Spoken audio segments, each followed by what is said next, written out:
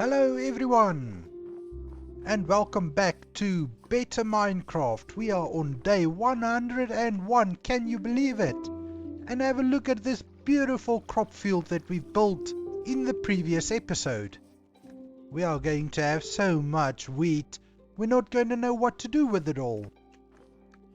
But nonetheless, we have to go on, and I have a little exploring to do today. But first, let me quickly put away the crops that I've got with me, not much, and then get my boat out of my backpack, and we will go and have a look. Somewhere over there is something on the map that I would like to explore. Let's quickly have a look.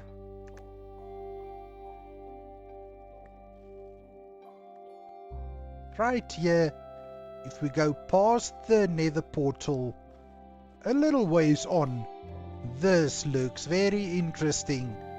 But I think the way to get there is going to take the river down here over to the side, and booyah, we will get there.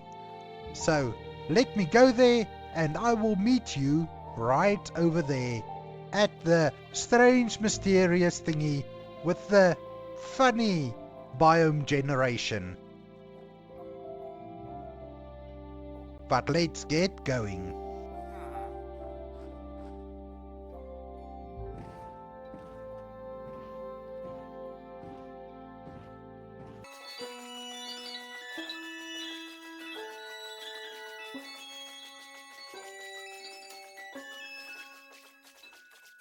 Wow, just have a look at the terrain generation over here. That looks really interesting.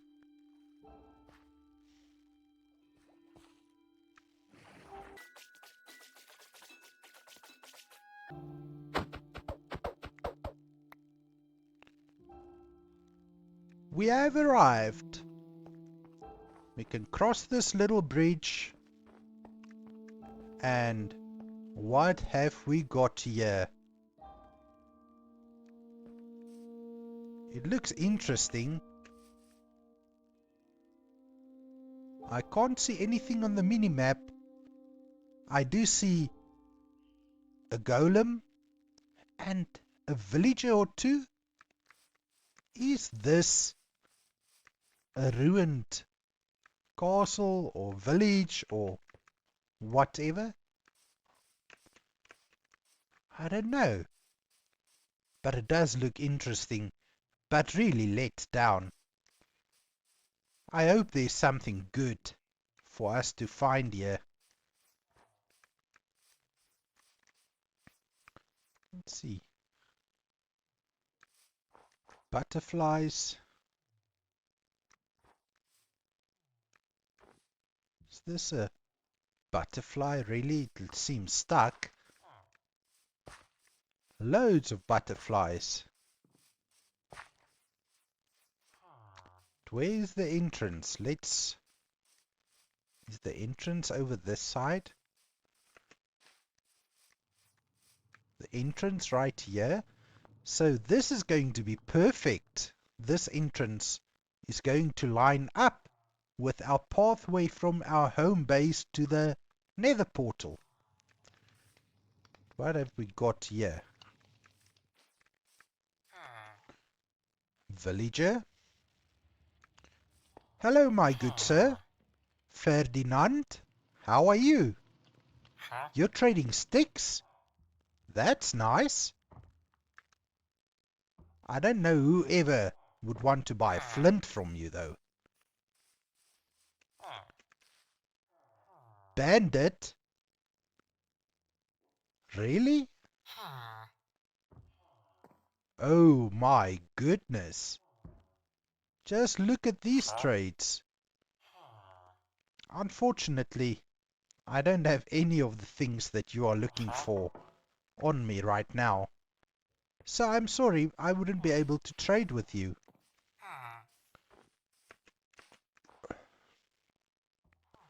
Targets?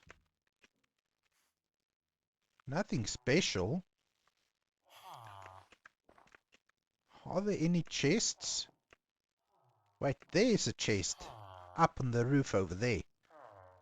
So how are we going to get there? And there's another chest on the roof over that side.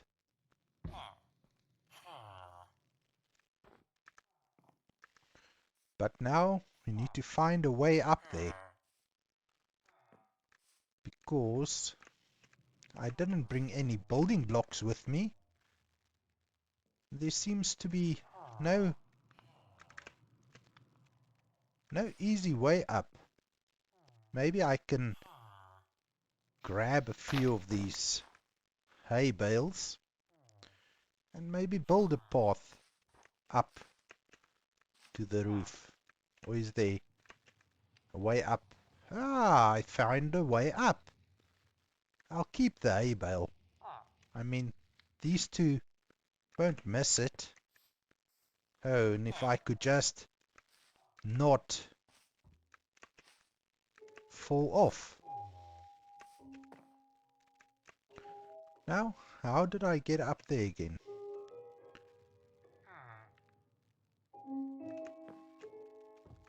No, really? I'm so bad at parkour. So I rather shouldn't try to parkour up anywhere. Can we get up from this side? Seems not possible. Okay. But how about jump up there? We use the hay bale right here. Go up, up, and we're up. On the wrong side, it would seem. But can we make this jump? Got it. I'm up. I'm really, really bad at parkour. Ha! What goodies does this chest have? Really, you see my face right now. What the hell? The punch bow is maybe okay. I don't have a bow. I'll take everything. And how about we break the chest as well? Because otherwise we might just come back here and think we found new chests when we didn't. Then, to get up here, I'll take this moss block just to give us a little step up. Really? Really? Then we'll do that. Get up here, and go over there. Ouch. And, oh, 2 emeralds. A power 2 bow. Maybe we can combine the 2 bows. And that way, we'll have something decent. Now, I've got 4 emeralds. But I can't remember what this villager had to trade. Where would they go to sleep? Though I didn't see any beds.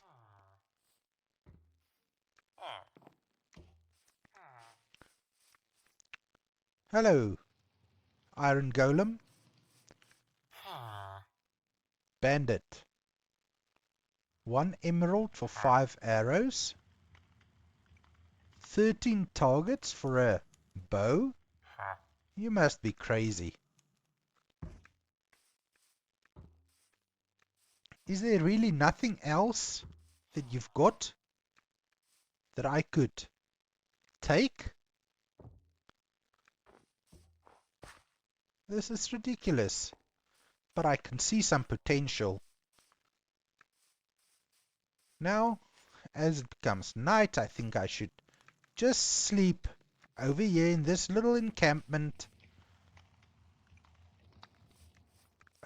And then we will go back towards our nether portal.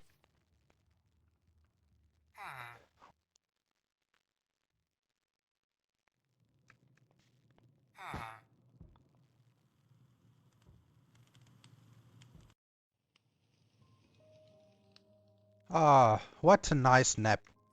But before we go on, can I ask you a favor? Please go down in the comments and let me know what you think of these episodes. Let me know if there's anything you want to see or anything you think I should do differently. I mean, this content is for you, and I would like to entertain you. So please, remember, go down in the comments, check out, let me know what you think, and help me make better content for you. Now, I'm quickly gonna check the map. I want to start getting back home, but I'm thinking since I am here, I could just as well chop down some trees while going back home. On the map, home is east, but what's here? Is this something that I could explore before we go home? I think so. Let me check. Do I have any food? I've only got 4 loaves of bread. But I do have my shield with me. So let's maybe go and check out if there's anything interesting over that side.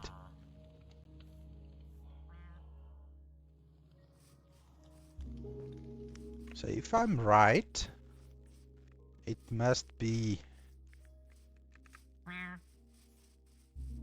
over in that direction, right next to the island, and it looks like a pillager camp. I think I can take them. So let's see. I mean, we don't risk anything. What's this? A gold nugget? Yeah. Well, I'll take it. I'm not going to complain. I don't know where it comes from. Do you think I could eat that pillager from here? Maybe we should just try and taunt them and see if they don't want to come over through the water. Or maybe we should just suck it up and go there. Let's do that. Can I use a crossbow from the boat? Oh, I can. So let's cheese this.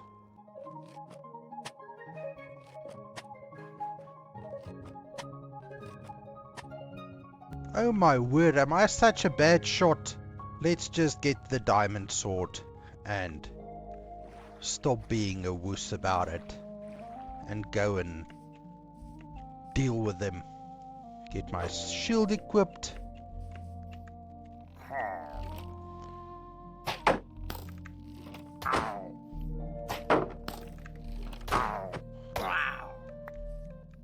One down.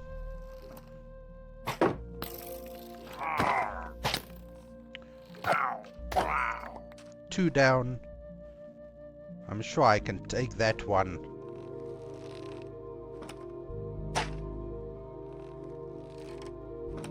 Out. Really? Am I such a bad shot? This is not on.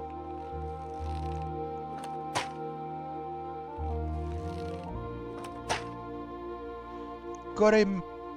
I think there's another one somewhere.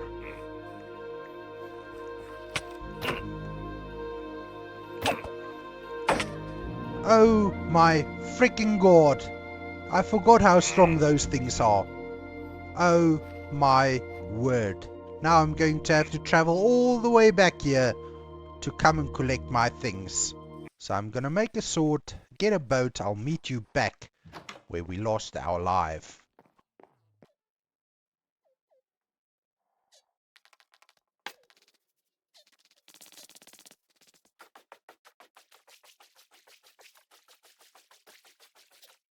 What? There's a villager over here? Now I'm getting distracted and it's not going to stay day for too long. But let's make a mental note and continue on.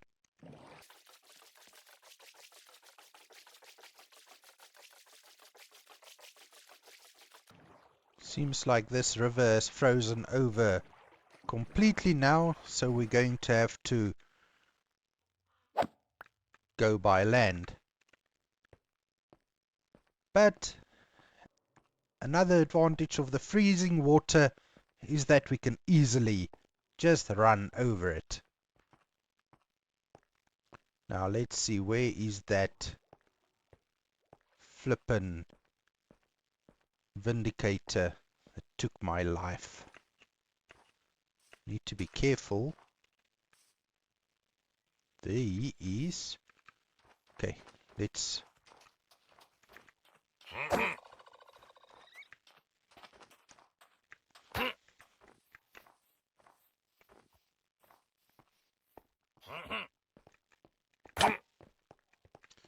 Oh my word, he's gonna kill me again. I've got him! Got him! Got him! Did he drop anything? Doesn't look that way. Now we can go and get our stuff. Jeez, and just check that health. He got one hit on me. And I'm almost dead. So, with the gravestone mod, if you right click it, you've got the option to take all items, which I'll do gladly, so that it equips all my armor and everything again. And then let's just switch to the diamond sword. Now, yeah, there's a zebra. Nice. Butterflies. But I didn't come for the wildlife. Let's check this out. So this cage has got a zombie. So I think we can maybe rescue the zombie. Hello, capybara. What the hell is that? Anyway, we can rescue the villager and take it over to the other villagers that's in the ruined area. Anything up here? Nothing. Let's quickly, before the sun sets completely, check what's in this chest. What do you want, little one? Capybara? I don't know what you are. Oh! Are you... Did you just fall over and play dead? Strange. So many strange creatures. Now I'm asking you, is this loot, was it worth dying for? I honestly don't think so. What?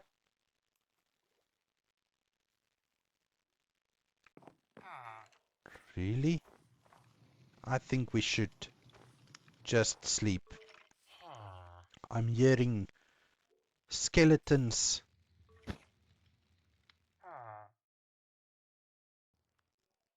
Ah, time to make our way back home. And on my way back home, I'm going to chop a tree or 200 or so. But I guess the sun isn't going to wait for me, so I have to get going.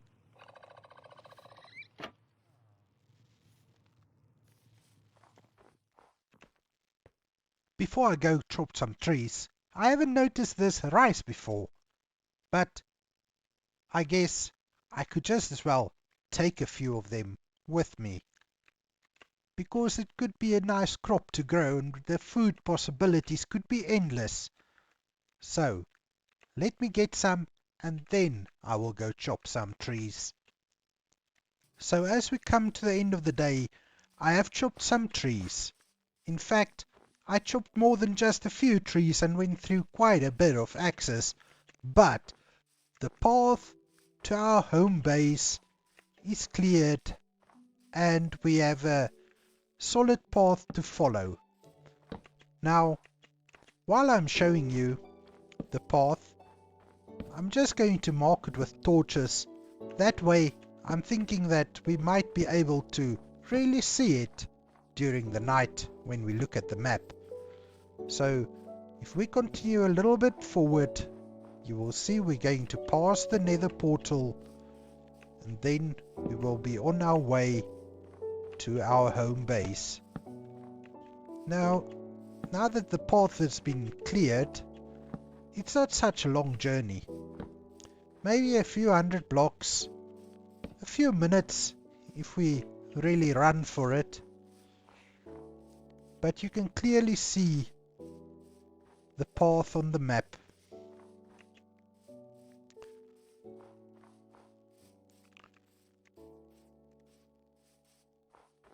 Now it took more time than I wanted it to, but we needed to get the wood anyway.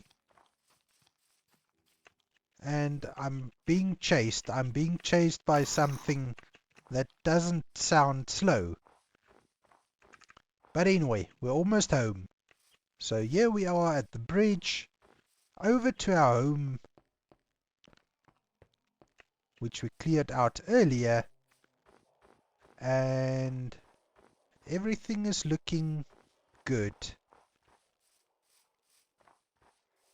Now, as I said, we were able to gather quite a bit of wood, and that's going to help with the library project that we've got planned.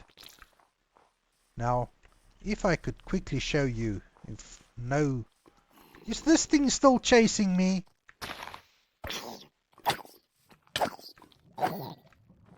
Really, was that zombie chasing me all the way? Anyway, we've got quite a bit of birch wood. We've got a bit of oak logs. Those are going to be handy when we start doing the library project. And then here's the loot that we were able to gather from the pillager camp and the ruined castle. I did collect some rice as well. But guys, this has been a lovely experience. I hope to see you again in the next episode. But I'm going to bed. Enjoy your days. I'll see you again soon.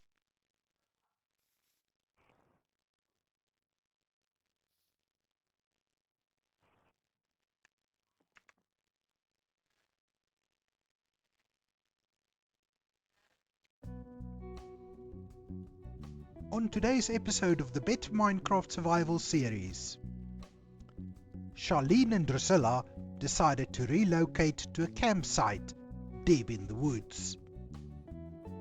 And we just started digging for resources, close to the campsite of course. But let's get going, grab a snack and get a drink, and enjoy the episode.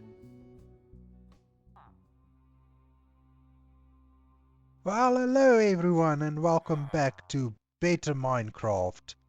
So, today I would like to have a look at what our villagers are up to and see if we could maybe breed them a little bit. I'm going to need 2 additional villagers for what I'm planning next. So 2 will be good enough because once they breed, we'll be able to make more of them. But now I see I've only got 2 in here, and I need to have at least 4 so that we can at least get 2 of them to the new location. Now, honestly speaking, I'm going to have to find some more crops sometime soon, because we are running low and winter is still a little time before winter will be over. As my calculations, if I'm correct, each season lasts for 28 days. That means winter should end around about 28, 56, 112, about 6 days from now. That's totally not too bad, I think. Anyway, let me go and feed the villagers some bread and see if they would like to have a baby so that we can start breeding up. So there is now 5 beds over here, and oh my goodness, they are very eager. That's not bad news at all. I meant to say there are now 5 beds here, so we could easily breed an extra baby or two. What's this little one's name? Frederick? Catherine? Who's your child? What's his name? Charlene? It's not him, it's her. Well done, guys. Awesome stuff. Okay, so while you guys are raising your child, I guess it's a good time to go and see where we are going to have the new villagers settle. Now, this side of the base, here close to where we're going to dig our big hole, I think I would like to have some armorers, weaponsmiths and toolsmiths. Now the theme for their houses is going to be, since we are in a spruce forest, we're going to use spruce, and we will also use cobblestone. But I'm going to have to find some cobblestone first, which is why we might start digging today. But first, let me clear up some of the wood, or some of the trees, so that we can have some space to work with.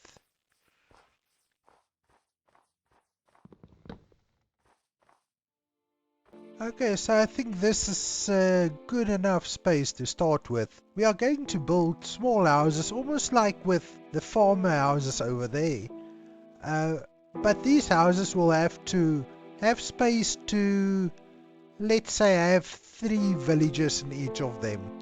So the idea would be to have 2 working villages and 1 extra space, so that when we want to breed villages, it is not that difficult, since we've already got the extra bed and the 2 villages ready to go.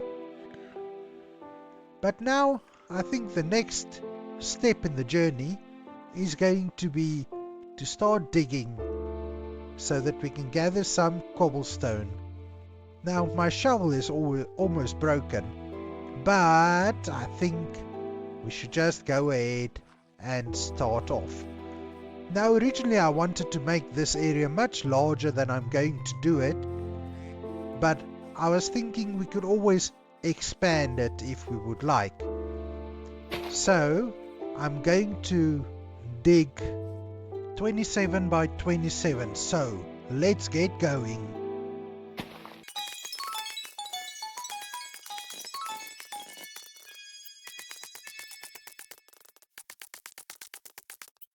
So that's going to be the initial dig site. But now I think I need to go back home and have a nap. Why I'm going home and not sleeping out in the fields, that I would like to gather some iron from our storage so that we can make a few shovels to get us through the dig.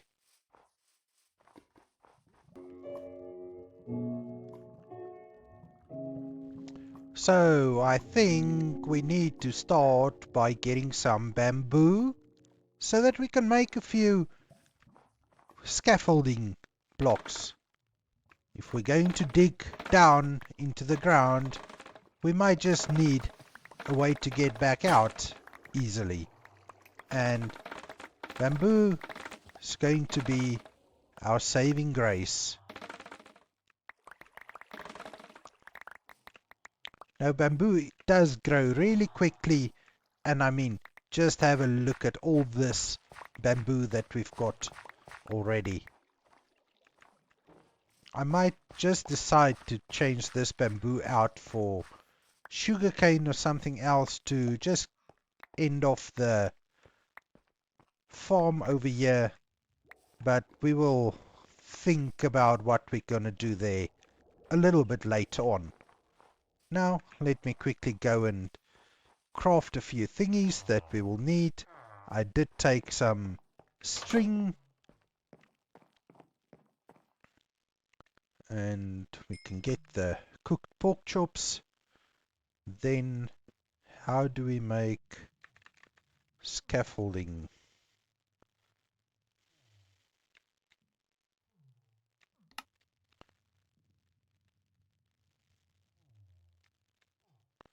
"60 pieces of scaffolding I think is going to be more than enough.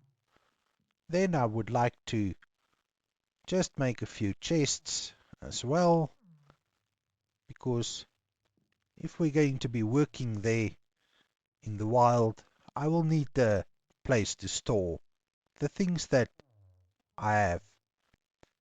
Now I'm going to run quickly back to my house to get some iron for a few shovels, and then I will meet you right back at the dig site.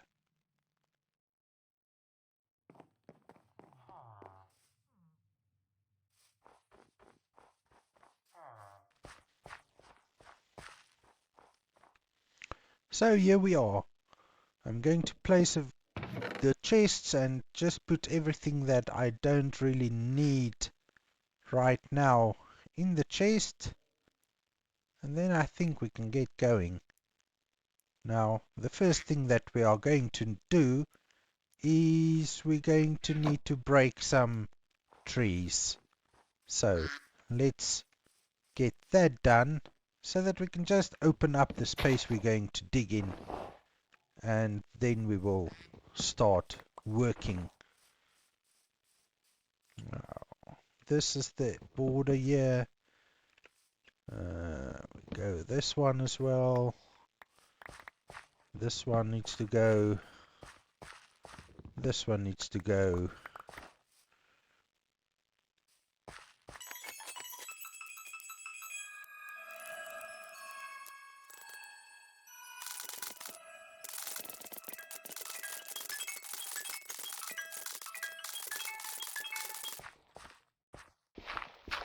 So we are just about halfway through with the first half of the initial marking out of the dig site, and night has fallen, and we went through 1.5 shovels already.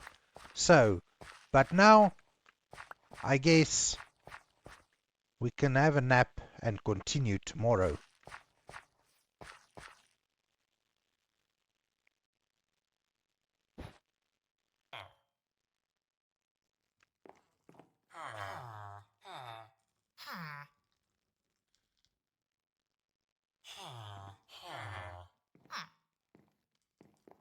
Another baby has been born. Drusilla. What sort of a name is that? But we need to go on with the dig, so let me get started again.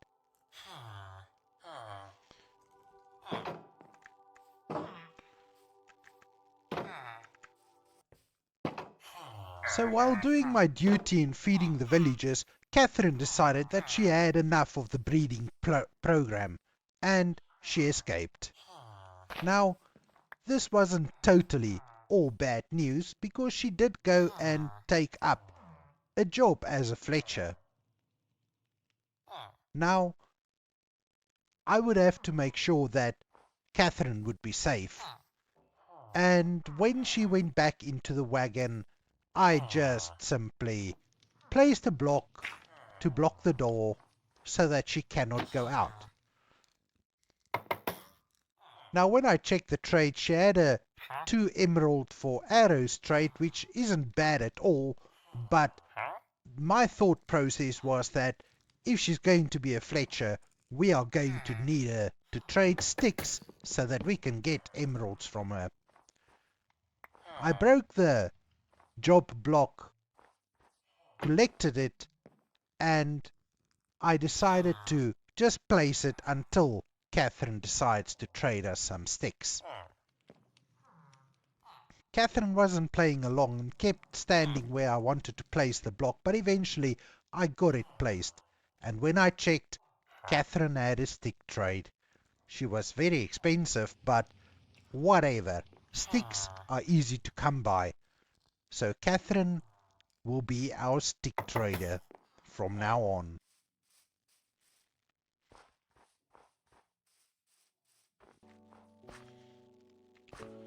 So we've done the basic first layer. Everything is cleared out, and now we are going to start digging down a little bit, because the whole point of clearing the area was to start getting towards stone so that we can get cobblestone, so we can start building our houses for the villagers. Now, as you can see, it's quite easy to get to cobblestone, or to stone at least, because just digging 2 or 3 blocks down gets us to stone level. Now I think what I want to do is just get this area here. And what? Lapis lazuli so high up? I didn't know you could get it this high up. But the point is, we want to get cobblestone so that we can build a few houses for our villagers. Now, the idea was originally to just go down layer by layer by layer, but for now our tools are not lasting, and we want to get the villagers going so that we can start getting tools from them. So I decided to just dig out a little corner here for now, so that we can start getting the cobblestone that we need in order to do this. Now this enchanted iron pickaxe that I got from the rascal a few episodes earlier is really nice and fast for this point of the game.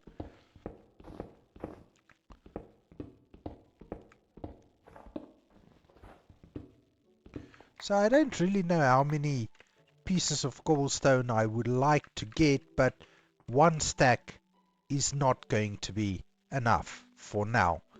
So I think let's just get maybe 3 stacks, or let's just go until this pickaxe breaks. When the pickaxe breaks, we will call it a day, and we will see how far we can get.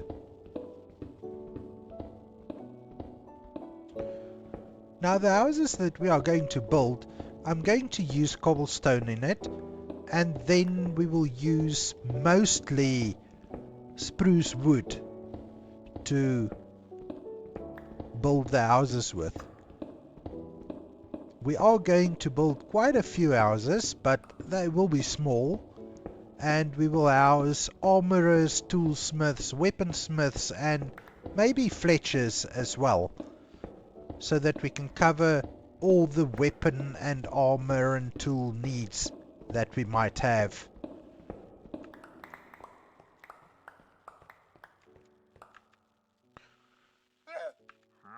So we're almost there. Almost got 3 stacks. So I think I'm just going to collect some iron as well, because I mean it is right here.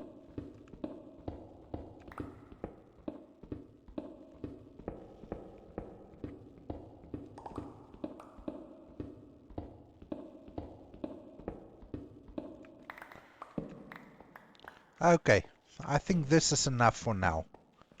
So let's go up, and what do we have here? Hello, Misty. How are you doing? You don't have anything nice to trade. The moss blocks I can find myself. Music disc, Ludo crypt, bee laxing with the home bees. Well, not interesting enough for me. I'm sorry, but I'm not buying anything from you.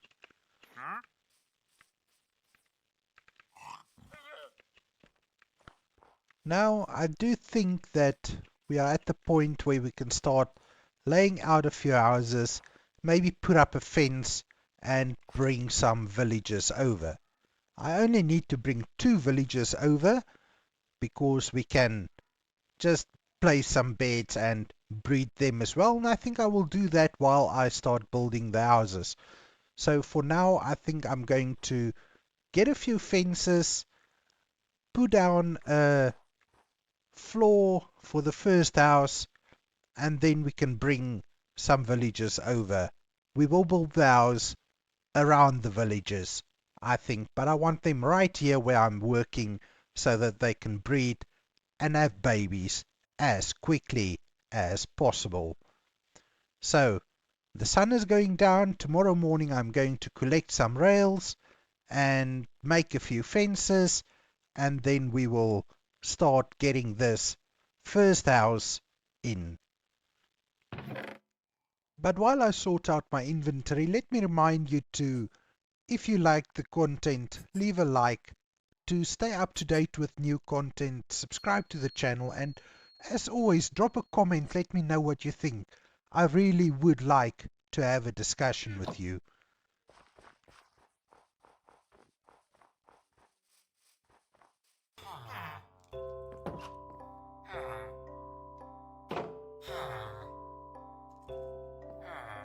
Wow, our villagers has been busy. We've got a new villager called Brady. So now we've got 4 villagers, which is good. I'll get 2 of them to go to the campsite that I'm going to set up. But for now, let's just see if I can set up the campsite. So I've brought some resources to be able to just set up a basic little campsite for our villagers.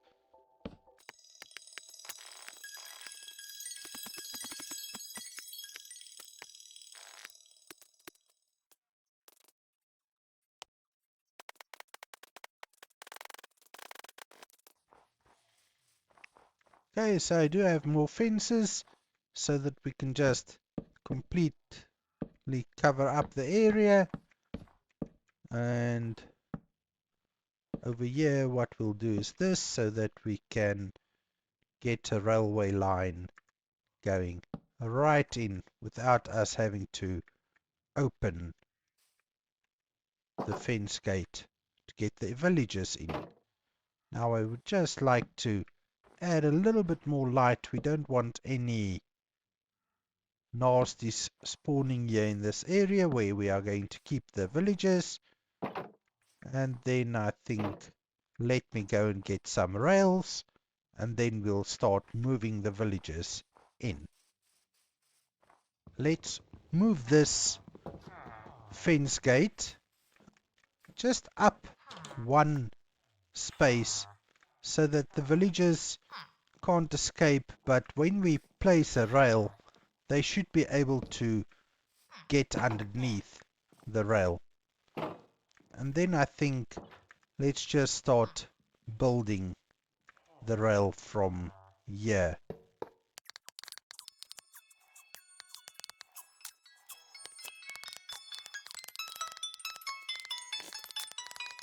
And then I don't know whether an activator rail should just dump the villagers.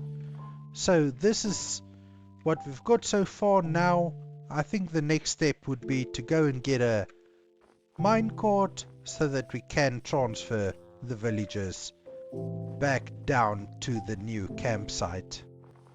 For now, while it is night time, I would like to just get one of the villagers ready.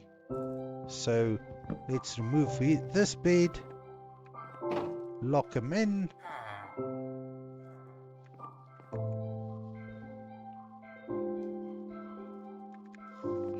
place the bed back. So who's the lucky guy or girl? Charlene is going to be our first villager. Now I will need to go and get some iron so that I can make a minecart so that we can get the villagers transported safely.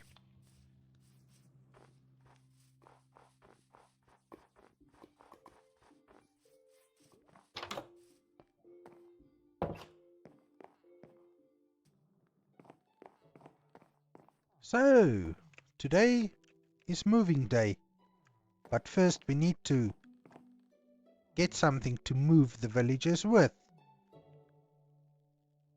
And we're going to use a minecart. So now, let's see if we can get a villager in the minecart and relocate them to the tent site. And it had to be a rainy day. Let's see if we can place the minecart.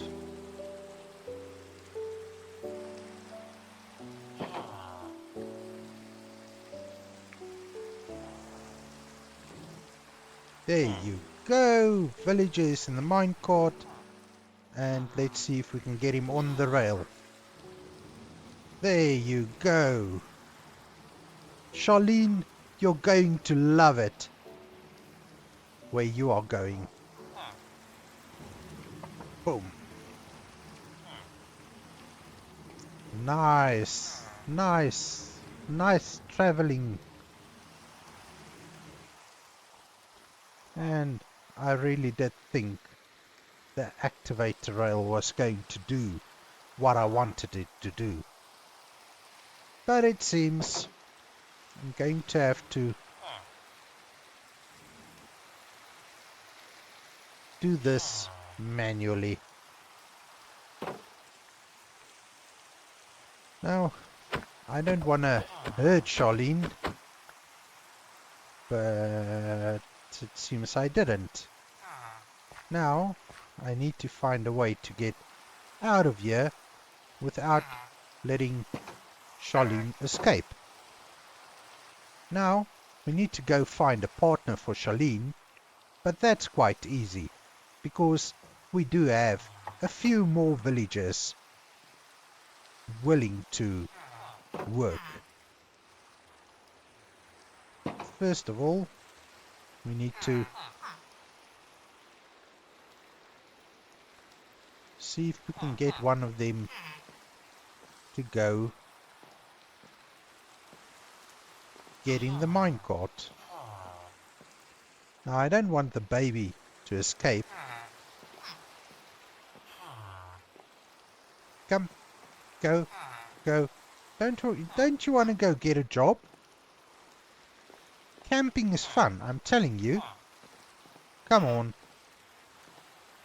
I know it's raining outside, Drusilla, but you will enjoy it.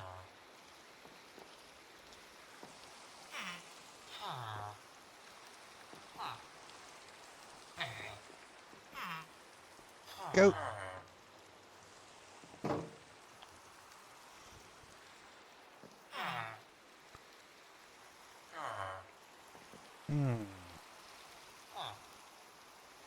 How am I going to do this? Can I...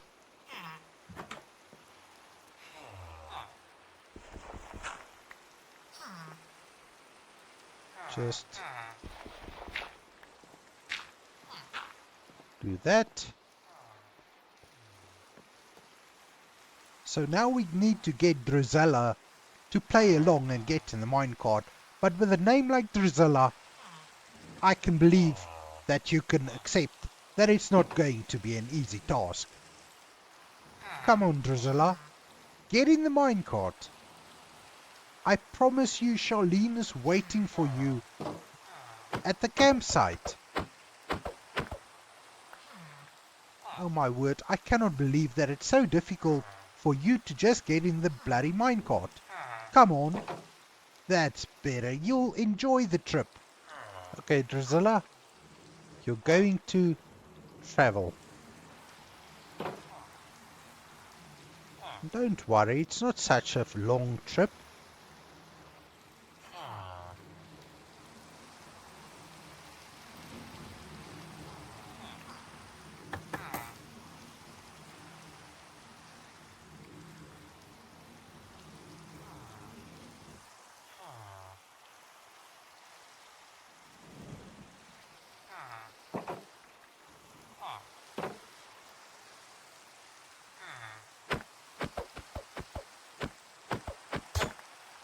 Oops, I'm sorry.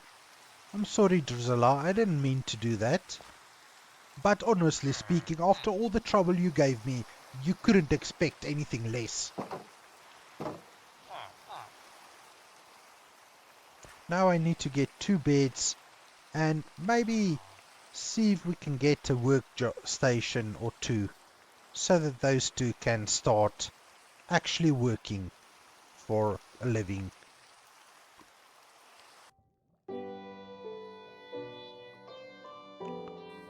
So it seems that spring has finally arrived.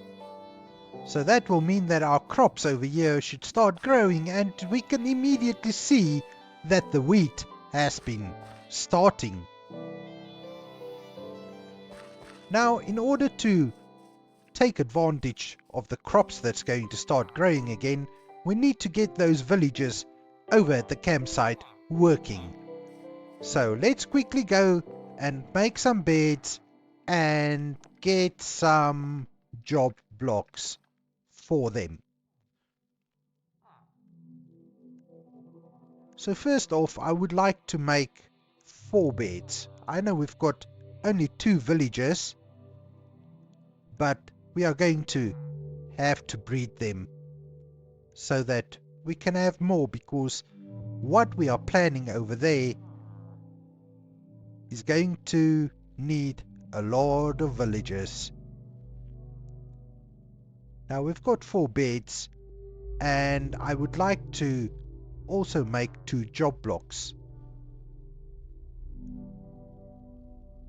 So for the first one, we are going to need a blast furnace, which is easy to make. We need a furnace, 5 pieces of iron, which hurts, and then 3 smooth stone blocks. That creates a blast furnace. The second one would be the armorer, or is it the toolsmith? I can't really remember. But is it something like this? A smithing table. That's right. Now my inventory is way overloaded, so I think let's quickly just go and use the chest over here to store some of our items so that we have space in our inventory for those blocks. And obviously I didn't make enough space. Anyway, there we are. Now we can go and place these blocks, and soon we can get those villagers to breed even more villagers for us. But the most important part is that they need to start working.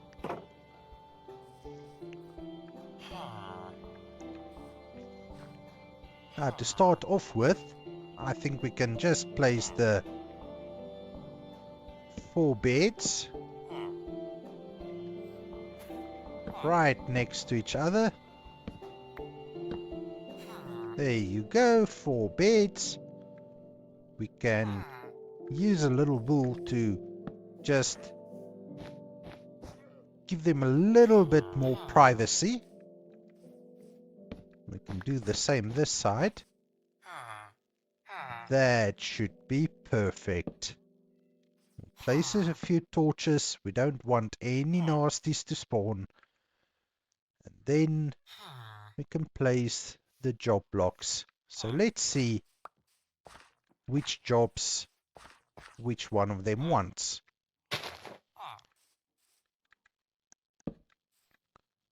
There, we've got a smithing table.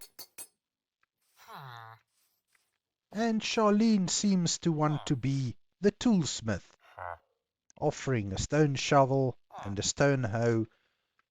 Those are early trades, but I think we'll just leave it as is. And then we'll place the blast furnace, and Drusilla, with a name like that, decided to be the armorer, giving us an iron helmet for 10 emeralds. She's so mad because I hit her yesterday, but she'll get over it. I'm sure she will. Now the next step is we're going to need to find some food. But for now, I think this is where we end the episode because it has been getting a little long. So I will clear up the rails and I will see you in the next episode where we will start building a few houses for our working class villagers over here in the woods. So you have to have a good day. I hope you enjoyed this episode. Remember to leave a like and subscribe to the series if you did. And I will see you next time.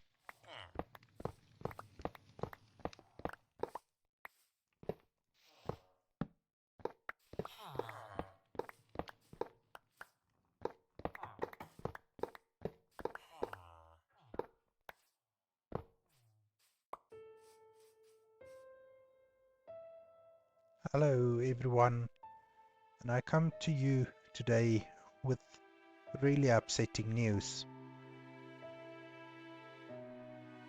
Drusilla and Charlene is not here anymore, and even though I would like to believe they packed up and left because the camp life wasn't for them, I really do think that we should assume the worst. Maybe a baby zombie got to them or something, but while I was away during the night, crafting away at a few work blocks that we need, something must have happened.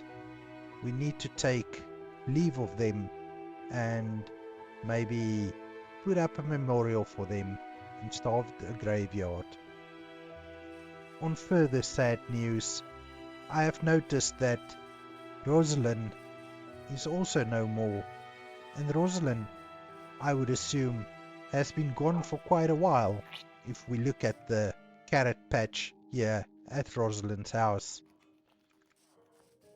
So I think it's just justified to start a little memorial site for them, just maybe right over here, not too far away from the other villages.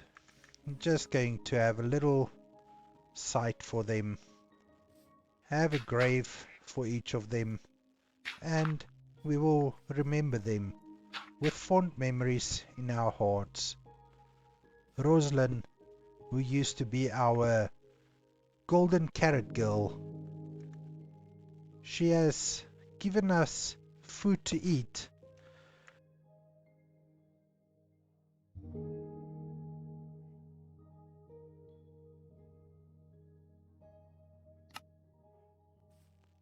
Then we had Drusilla. With a name like Drusilla, she wasn't always a nice lady, but she was going to provide us with armor, and we never got the opportunity to trade armor with her. And then lastly, but not least, we had Charlene that moved into the campsite with Drusilla, but never had the opportunity to sell any of her tools to us. These three we will forever remember, and we will come and tidy up the gravesite when we have a little opportunity. But first, I want to get back into working on the legacy of Drusilla and Charlene, building the work site there close to the dig. So as we take leave of them, we pray that they are in a better place, but life goes on.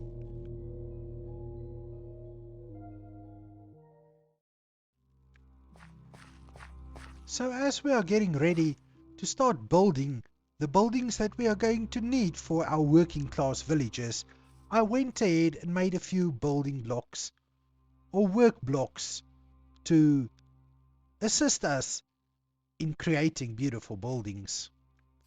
First off, I made a stone cutter, just so that we could easily change stone and have a little bit better conversion rate. Then the pack also contains a saw, which does the same as the stone cutter, but just for wood. Now, I really would like to get into the chipped mod because that will add quite a lot of different textures to the blocks that we can use to build with. The first one is a mason table. That adds a lot of textures to different variants of stone. We've also got the carpenter's table, the glass blower, the botanist workbench, and the loom table. Finally, we've got the tinkering table, and all of these will just assist us in making nicer blocks than the normal plain vanilla blocks. How they work we'll come and discuss as we need them, but for now I think we are going to pick a build site, and this is going to be the perfect spot for our first building. Now I'm thinking the first building is going to be a armorer area. So we're just going to build a building with a few beds for the armorers to sleep in and a few workstations for them to work on in. And then they will be supplying all the armor we're going to need for exploring structures in this world. But let me go and get my first blocks, and then we can get on with it. I quickly checked up on what our villagers were up to, and to my surprise there were 2 extra villagers. And then I went to lock in Catherine's trades, since she was keeping changing her trades between sticks and arrows, and I really wanted the stick trade. So we just locked it in and upgraded to the next level. Then I went ahead and cleared up some more space where we were going to build the first home for our working class villagers. Before finally using the carpenter's table and the mason table to make some pretty blocks that we could start building with. There's such a huge range of different blocks, I simply couldn't decide, but finally I made my decision, and I think you will be happy with it. Since the outside of the houses were going to be a lot of spruce, I didn't want to make the inside of spruce as well. So I am going to use some oak.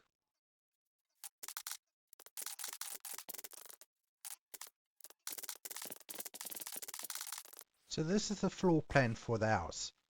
So I start off with a floor plan where I can lay out the floor first, because I was thinking to change things up. We can just start building the house from the bottom up, starting with the floors, which usually only comes in after the roof, but I'm going to start with it in this instance.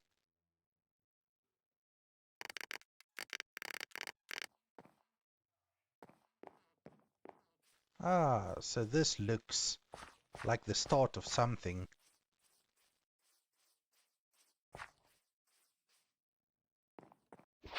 The next part of the project is to create a space where the tool blocks are going to be, where the villagers will be able to perform their jobs. And I don't want the tool blocks being inside the homes, I would really like it to be on the outside. So let me clear up a little space where we're going to sort of have the workspace area set up. And with that done, we can start putting in the floor for the work area. Now I would like to sprinkle a little bit of mossy stone in here, not too much, and then we will use the rest of this cobblestone scales to finish the floor. I think this looks really nice and interesting. Now I need to finish this before going to have a little nap, and I just hope that I can finish this before any nasty mobs spawn.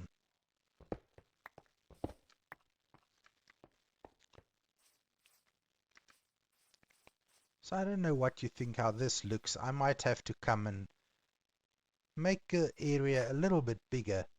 But first, let's quickly take a nap. So before we go on, we're gonna need a source of leather, and I've got the perfect solution.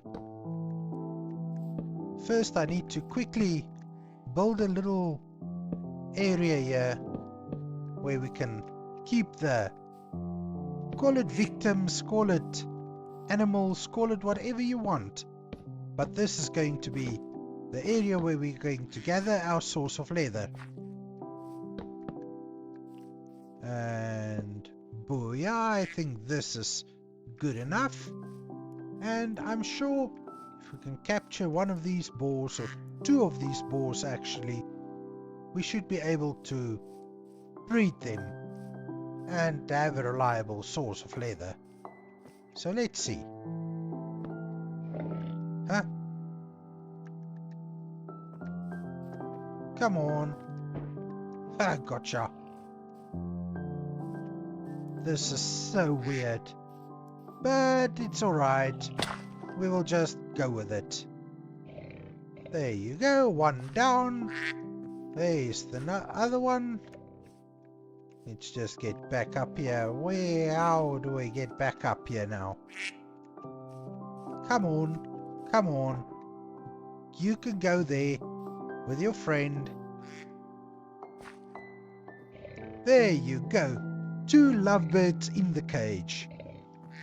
Now, let me quickly go and get some food for them. And then we will see if they will breed and give us little baby boars.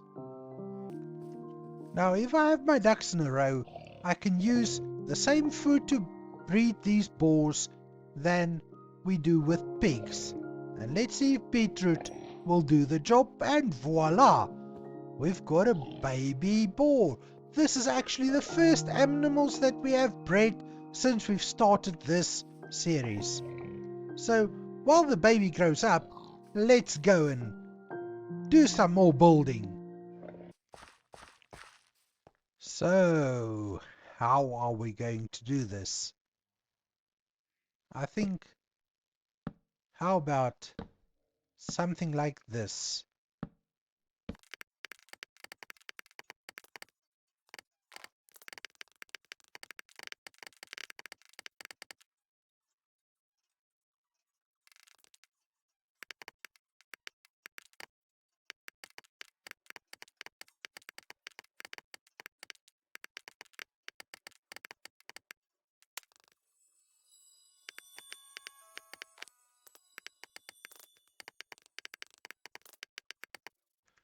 So I think this is good for a night's work. So next up, we need to get a roof on this baby. But before we do that, we're going to need to just light it up on the inside. Otherwise, we are definitely going to start getting some nasty mobs spawning once we get the roof on and it becomes dark on the inside of this build. That should do it.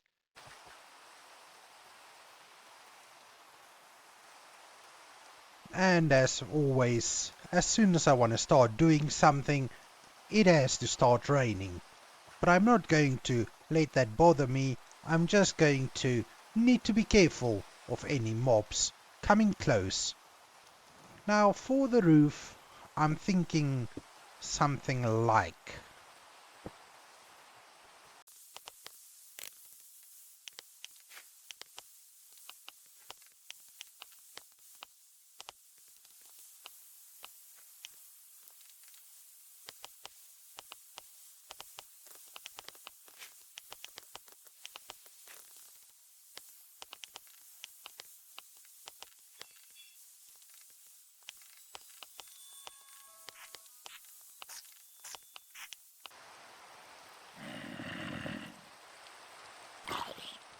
So now I've built out the frame of the roof, and just have a look at the beautiful rainbow and listen to the sounds of the zombies burning in the sun. Now, I don't know where that zombie is, but it's clear on the map that there is a creeper around. Now, the creeper might be a little bit of a problem. The creeper and the second creeper. There's two around. So I'm going to have to make a run for it, I think. Unless I can find... There's the creeper. I did it. Ooh, it almost blew up in the house. That would have been disastrous. Now let's see. Where is that creeper? Can we...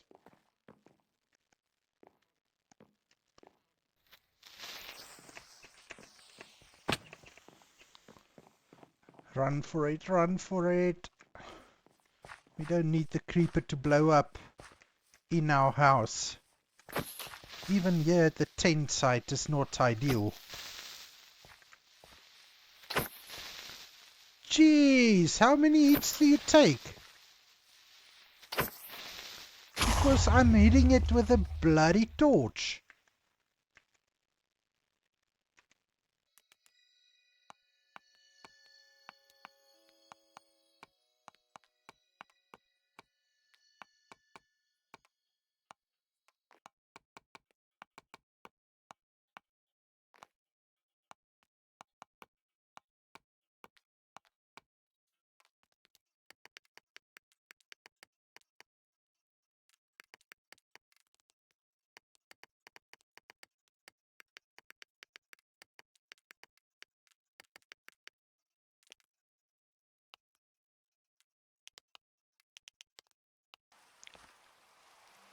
So now that our house is complete, maybe we should do some effort to light it up.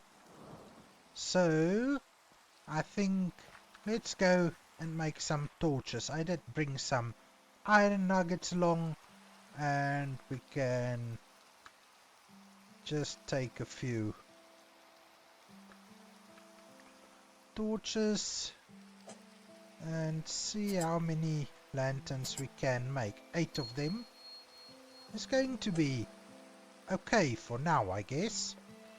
It better be, because that's all we've got. So the first lantern, I would like to put one right here in front of the door. I think we can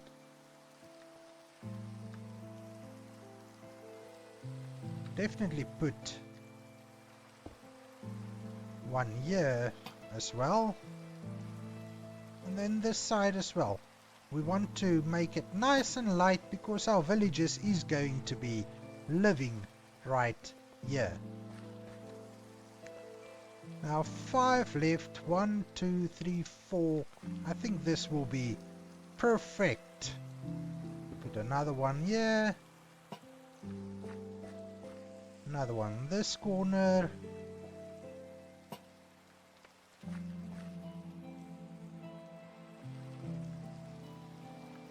There's another one. Yeah, I'm not too bothered with the back of the house at the moment. So that looks quite okay, I think. Let's have a quick nap before we are joined by any of the nasty nightlife. Now I see a creeper has spawned, and these things do surprise me all the time and blow holes in my forest. Sorry, just had to take care of that zombie before he can come and cause any havoc around my house. Now I've brought some of these spruce flower box thingies, which I'll put right under the windows. Just like so. Boom, boom, boom. Let's just clear a little bit of this away. We will come and do a little more terraforming here so that the house is just a little bit more open. Do that. 1, 2. Now I need to see what I've got that I could put in there. We've got oxeye daisies, we've got poppies, we've got, I don't know whether these will work, and we've got a few spruce saplings. So let's start planting a few things. There, we can do that. No, no, no. Doesn't work. Do one of those, and maybe another one of those. Can put one of those. Just like so.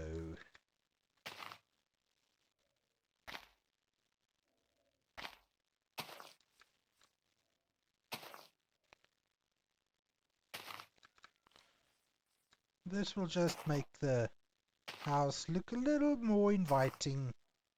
Not for zombies, I hope.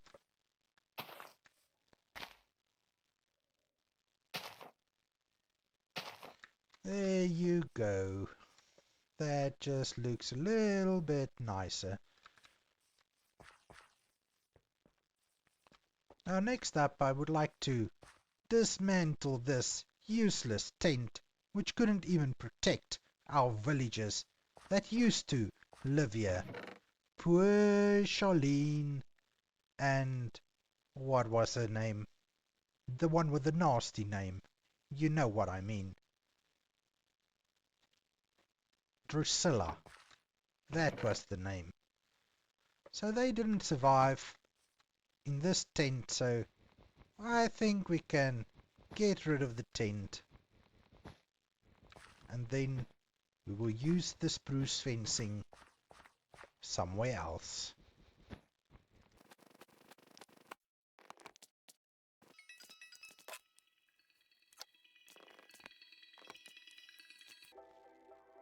So now that we've gotten rid of the tent, I think we can proceed with the next step of our house and putting in a little fence where we can keep our villagers safe from the nightlife.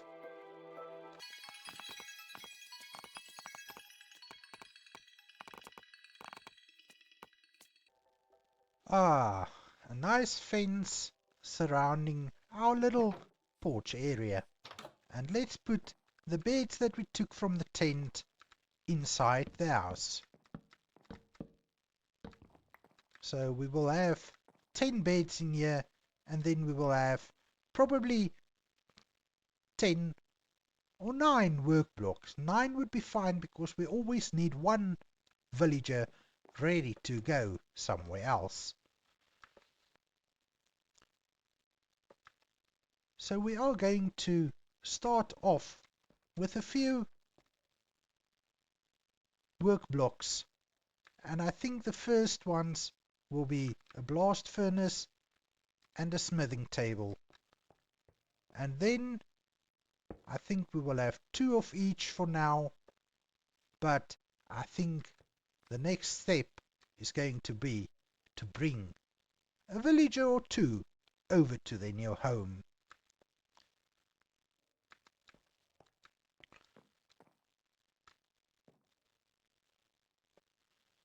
The inside of the home I'm happy with. It can be simple, doesn't need to be complicated, because this is just going to be a storage space for working class villagers. So let me go out and bring some villagers over to their new home, and then we can see if we can start trading with them.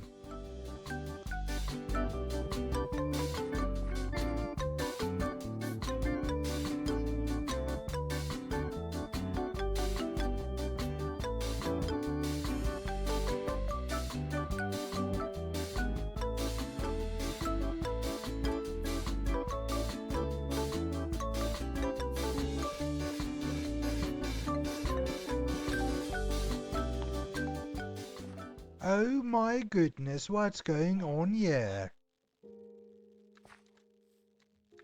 Let's go and get these guys out of the minecart so that they can start getting jobs.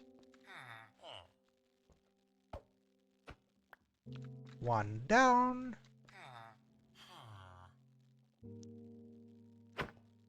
Two down.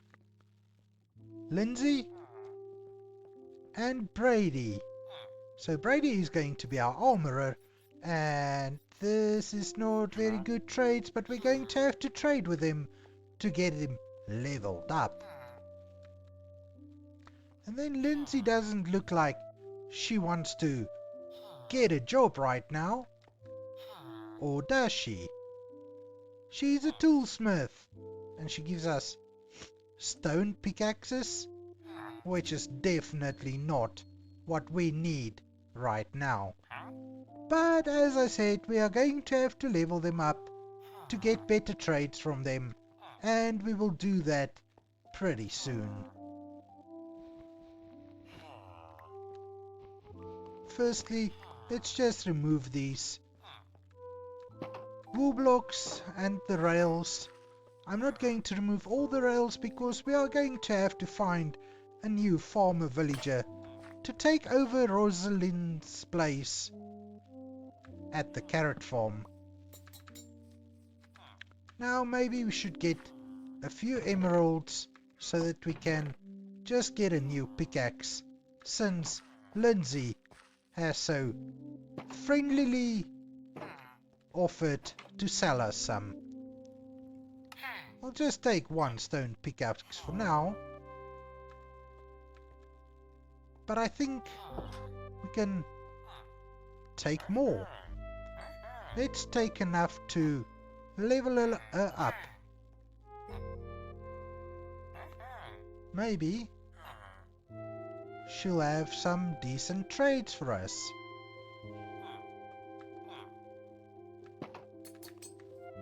First, I'm going to have to make a chest or two to store all these pickaxes in.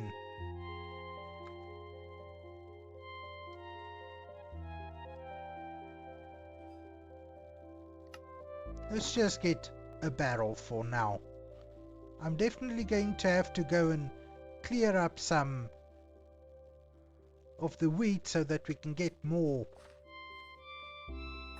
bread. Otherwise, we will never be able to farm the villagers the way that we would like to. So, while we've got space in our inventory, let's go and see if Lindsay wants to be a better trader than she is at the moment. That should do it. Come on, Lindsay. 3 iron for an emerald. I don't really have such a big supply of iron at the moment, but thank you.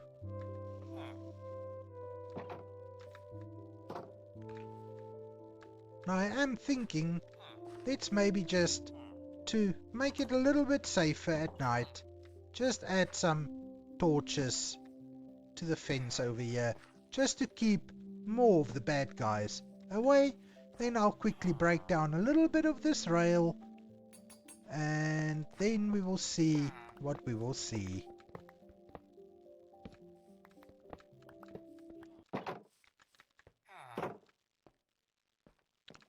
Hello guys! So how about, do you want some bread? Maybe you can make us some babies. So how about you have some bread and see if it's time for you to give us another little worker friend that would like to live here with you guys. While you are busy with that, I'm going to feed the boars.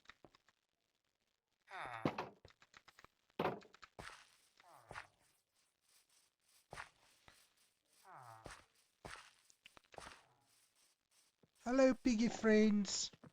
Are you guys ready to have babies? Are you? Okay. 1, 2, 3, 4, Give me at least 2 babies. Awesome. That's great. You're such lovely pets. Yes, you are. Oh, yes, yes, yes, you are.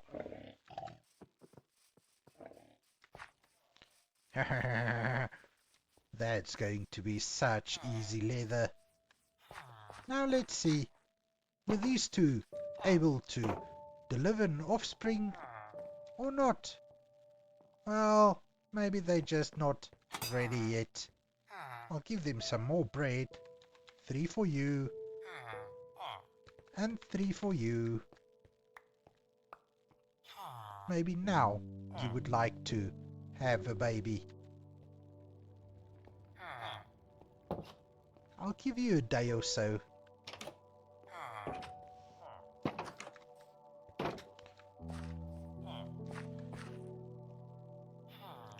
So gamers, this has been a very long episode, or at least it took a long time to make, but I think our little home is looking very pretty and our villagers seems to be keen to work and give us tools and armor. Now we would just need to start gathering some resources so that we can get emeralds. Before I go for the day, I'm going to just see how many emeralds we can get from Catherine, who is currently our stick trader. So let's just make a few sticks and go and see if she's in the mood to give us some emeralds.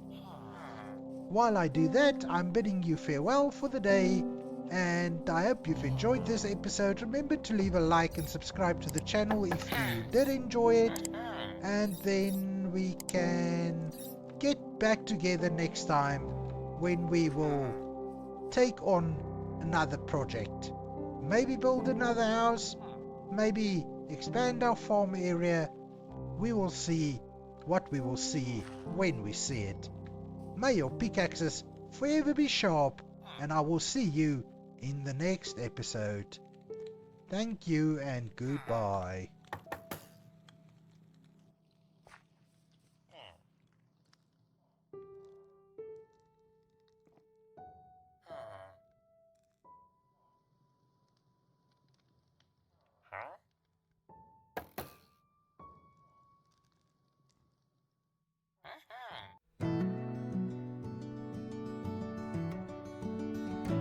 Welcome to our Minecraft misadventures, folks.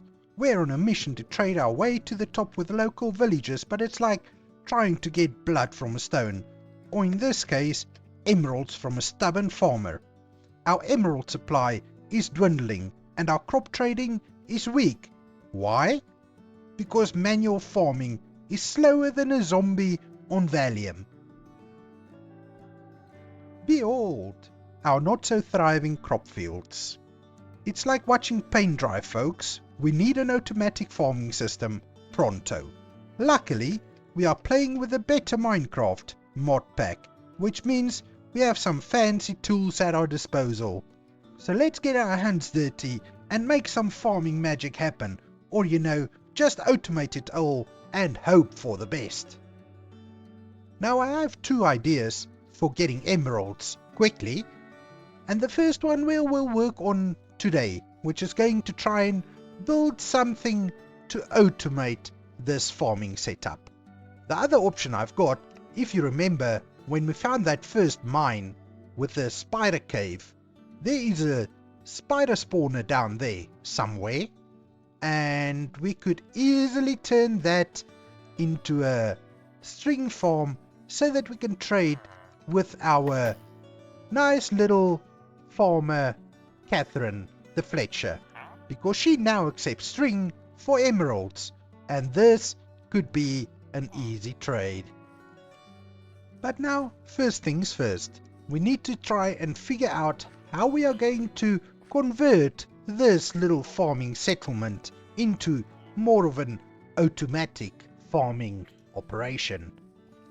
To do that, we are going to have to build a building and install some rails to collect the crops that our farmers are so willingly farming for us. So let me go and get some resources and we will start laying out the foundations of what we are going to build. I'm thinking that for this build we are going to use some stone, and the rounded stone bricks looks like a perfect brick to use in this little project. But just to break it down a little bit, I'm thinking, why not get something different for the cornerstones, and the creeper stone carving looks like that could be perfect.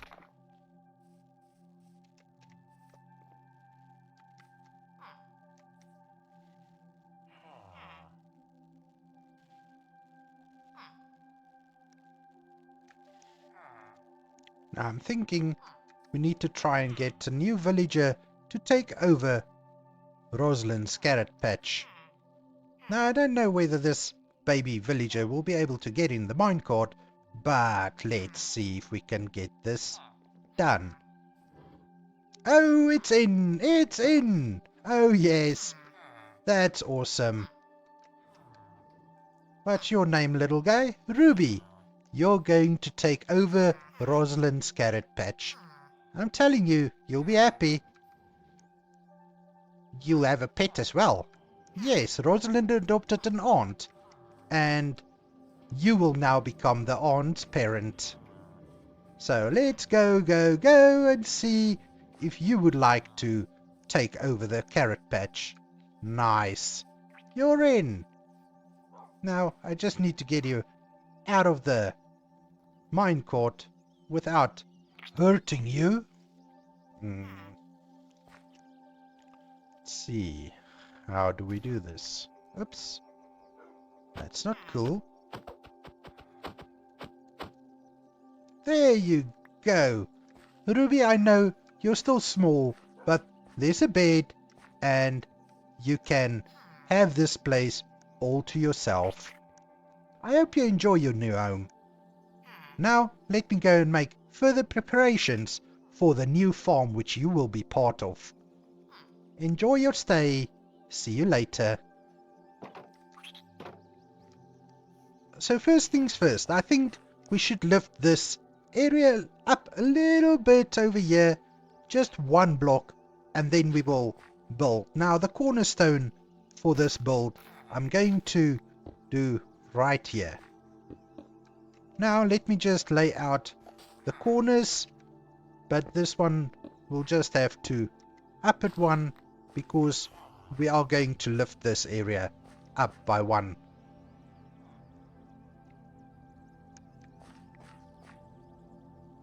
So what I'm thinking is something like this.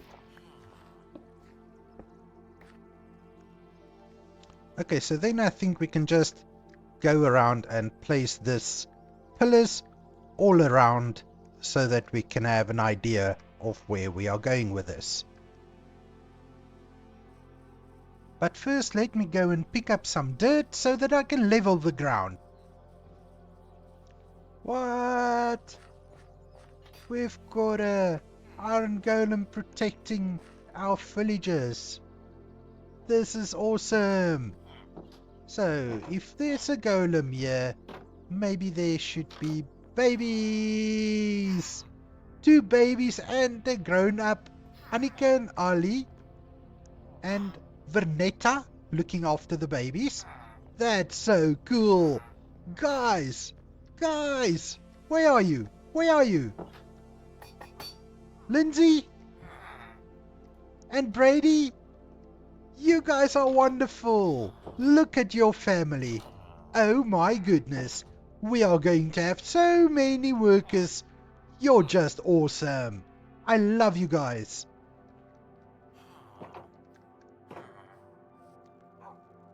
Now the difficult part is going to be to do this with as little interruption to the daily work of our villagers as possible. The first thing I'm going to do is to start filling up the area around here so that we can just get to the right level. And this is going to be kind of making double work for me, but it's something that has to be done.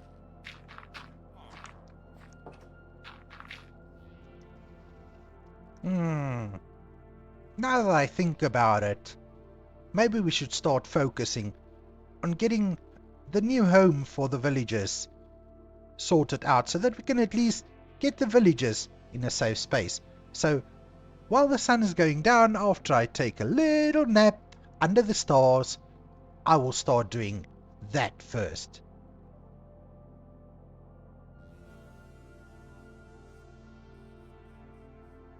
So our villagers are definitely not going to have big homes. Definitely not. This will be functional. And that's about it. Only functional. They just need to be able to survive in here, and pretty much a 2x2 home for each of them is going to be the order of the day.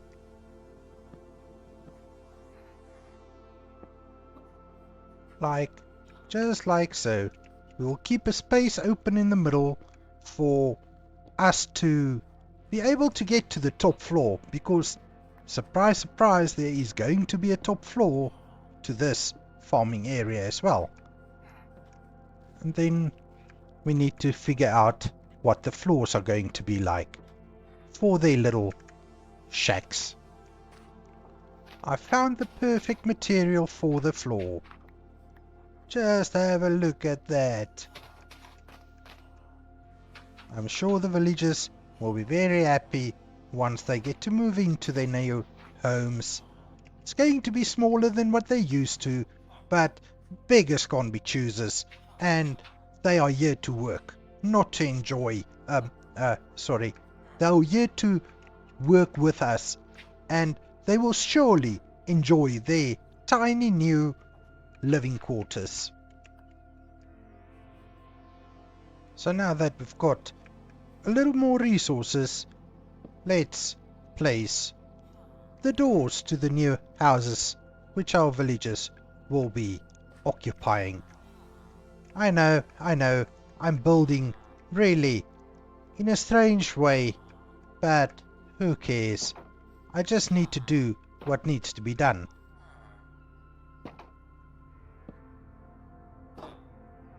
How am I gonna get out of here? Of course. Oh, I can just open the door. And the last door. Boom. Now let's build the walls like so.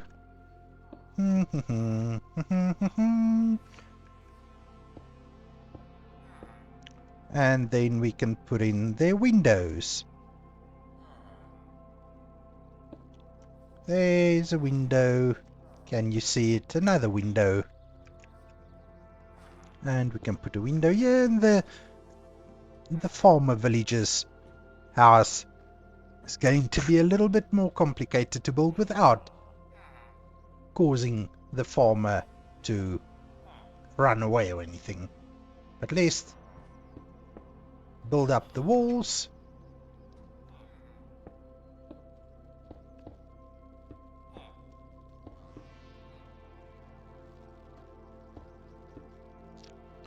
There we go, we are making good progress. Dum dum.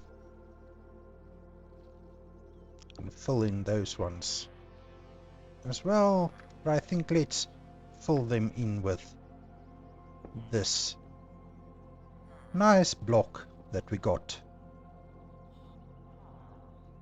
And that's the walls pretty much done for. Now we need to decide what we're doing for the roof. Now I need to think of a way to finish this wall without letting the villager come out. Now if we break this, and if we are careful and we place a block for every block we break, we should be okay. Let's break that glass, and another one, and place a block there. No, what are you doing? No! I didn't think about that, now did I? And now that villager is going to be mad at me because I struck it. I really didn't mean to, but it is what it is.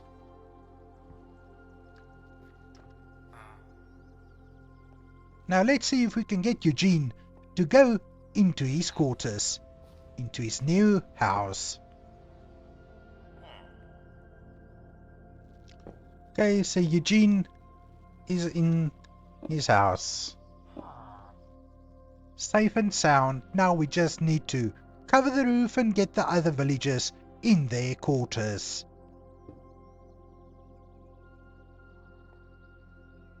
Hello Eugene, how are you doing? Yes, I'll come and cover you up just now. Don't worry, but first I need to break down your old house. Yes. Unfortunately, I know you've got memories, but don't fret about it. You will make new ones. And you will be back to work soon. Don't worry. So before we're going to move the other villagers into their homes, I would just like to finish a little bit of the ceiling for their homes, just to make sure they can't get attacked from above as well. So let me do that first, because I want to start moving their beds so that they can move into their new homes. And then once I'm done with that, we will start breaking down the old homes. Let's see if we can move this little villager friend of ours into their new home. Get up. I'll take your bed.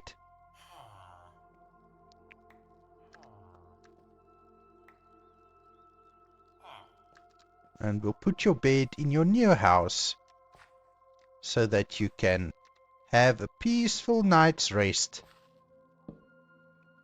And once you're in there, I can lock you in. Nice. That's perfect. You're such a good villager. So we've got 2 villagers now in their homes, and that is a bargain. Moving day! Let's get our villagers relocated to their new living quarters.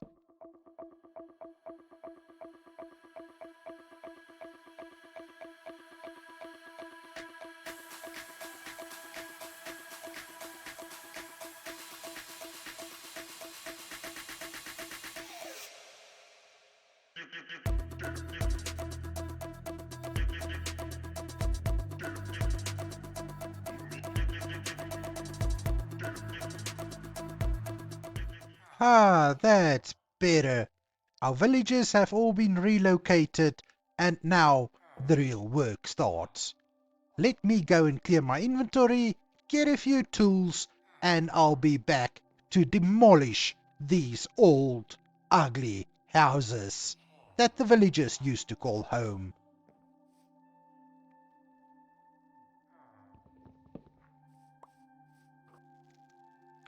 Okay, so let's get started in demolishing these homes. So that's 1 down and 3 to go. Taking a lot of time and resources, but we better keep going. Next one to go will be the beetroot farmer. Another house is gone. Now 2 down and only another 2 to go. So let's keep going. Almost there now. Almost there. 1 last house to break down. So that's all the houses gone. Now we need to deal with the crops that's growing in the area that we're going to use for the automated farms. Now that the crops are all dealt with, we need to level out and prepare the ground for the automated collection system. So we are making really good progress, but we need to go down even further. Oh my. Looking back at the footage, I noticed I've actually screwed myself over, because this should be the end of the farm, not this. So I've been digging out way more than I actually needed to. And now I'm going to have to fill that back up again. Oh my. How could I do that to myself? But we're making progress, so just keep going. But let me fix this part first, and then we'll continue digging out the area over there.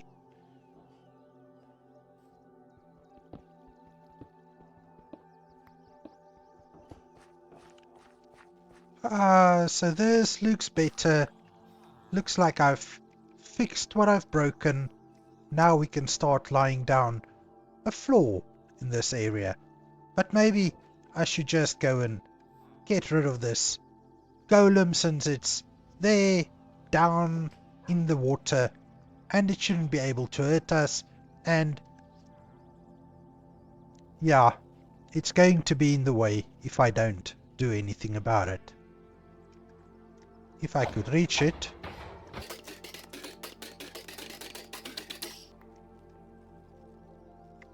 Sorry friend, but you had to go. So what I'm thinking for this underground area, since it is underground, we're going to build everything out of dirt. So I've got some dirt brick walls that we could use, which I think looks pretty okay. And we can just fill up the walls with these dirt bricks.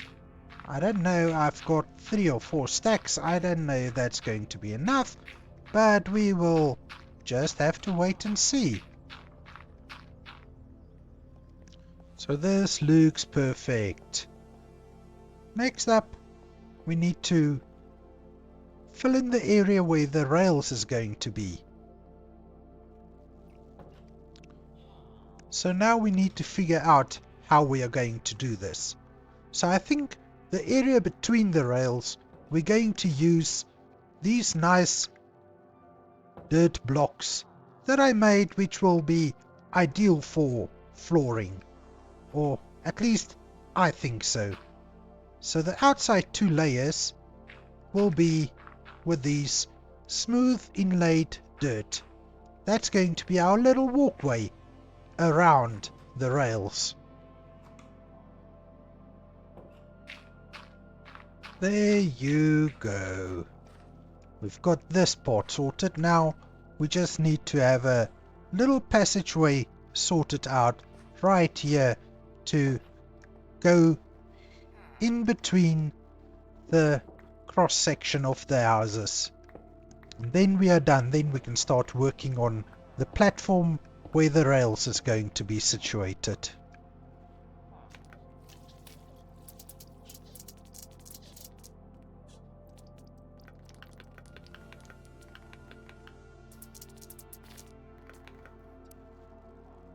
For the rail platform, I was thinking of using the same blocks that we've used on the homes for the villagers' floors.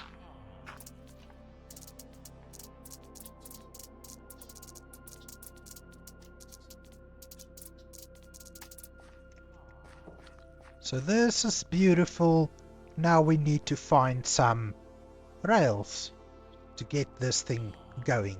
We must also bring some redstone blocks, because we're going to need to power the rails as well, and I don't know whether I've got enough gold to make some extra powered rails.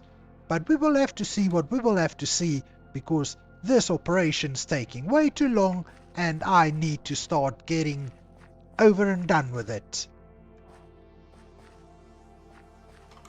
So we've got the rails in for the carrot farm. So I don't know whether that's going to be enough powered rails to keep the system going, but we are going to have to wait and see, because gold is scarce and I don't have a lot of gold available. But if we could maybe get the carrot farm going, that will be at least something for us to start working on. So now let's quickly remove these so that we can place hoppers in here. I don't know, I believe 2 hoppers is going to be enough. But if we have to, we can eventually add more. So we place the chests over there, then we get the hoppers to go into the chests like so and so, and we place the rails over the hoppers, and then we just need to see whether this is going to be a strong enough redstone signal to get the minecart going, or to keep it going. Let's see.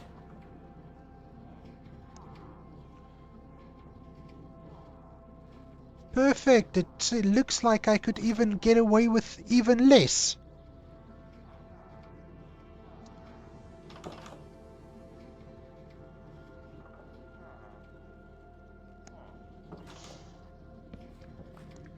Okay, so for now I think I'm just going to let the minecart come to a stop, and then we need to sort out the rest of these things. And it's going to kill me with resources because that's the one thing that I don't have a lot of. But for now the concept is working, so let me continue and finish up the other 3 floors of this, and then we will start planting crops again. So I've got the minecarts in, I've got all the rails in, I've got the hoppers in, and it looks like everything is going smoothly. But let's just have a walk around, and it looks like everything's working perfectly. Oh yes, this is progress. This has been a long process, but it's working. So let's stop all the minecarts and see if they come to a rest. They should. And that's going to be a problem. That's definitely going to be a problem. But I think once we've covered up the area with dirt, those little pesky thingies won't be able to get in here. So now we need to start filling in this area. This should be the center. What I'm gonna do for the water source is just waterlog some leaves, because that will keep the water in, it will saturate the dirt and make sure that we can actually plant crops.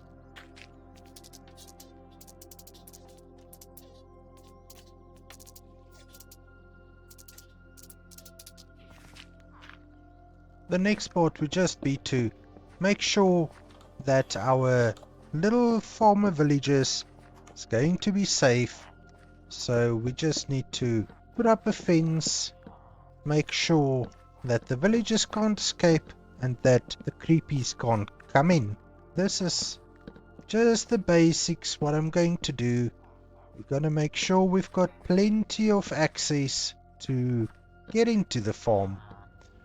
So this looks good. The wheat villager would be safe in here, I'm pretty sure.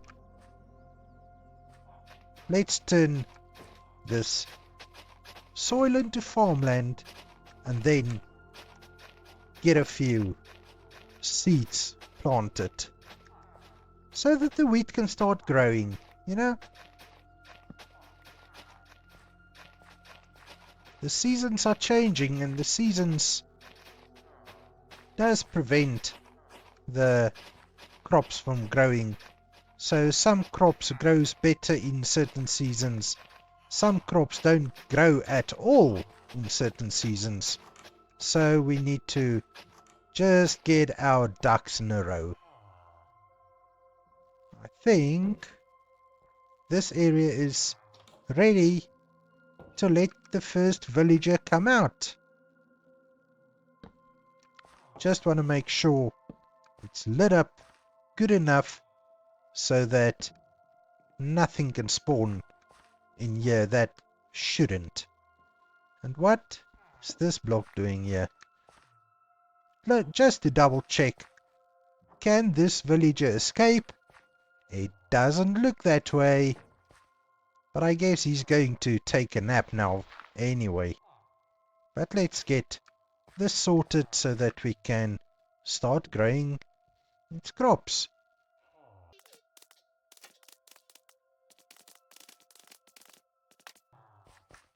Hello Eugene, have a look at your new farm. Aren't you impressed?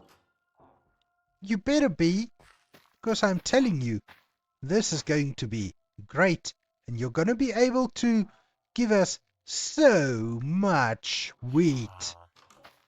So why don't you get to work? There's your work block. Can you reach it? There it is.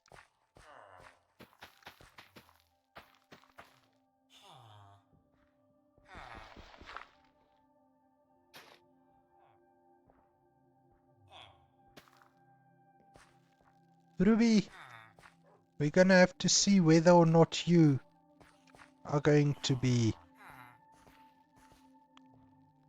So, I don't...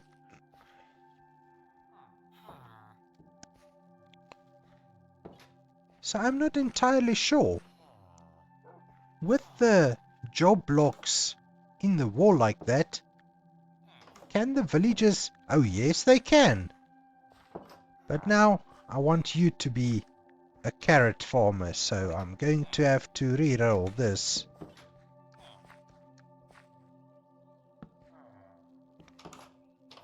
Come on, Ruby. We need you to trade us carrots. And I don't want to stand here all day getting you to the right trade. Come on, try again. Nope. Ruby, you're the cream of the crop, but how about turning into a carrot farmer now?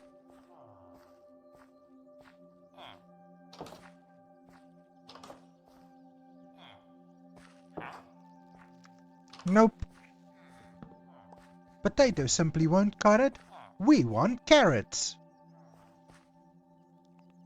Nope. Even though avocados does look like a interesting trade, that's not what we want from you. Amazing, but let's get to the root of the matter and turn you into a carrot farmer now. Thank you very much. Ah, carrots! Now, I don't have any to lock your trades. That's a problem. But go on. If we have to change you again, we will. And this is the last crops. All our crops are in, and I can release the last villager into its workspace. And there you go. We've got all our villagers working, and now we just need to wait and see if they harvest the crops and the automated collection system actually does what it's supposed to do.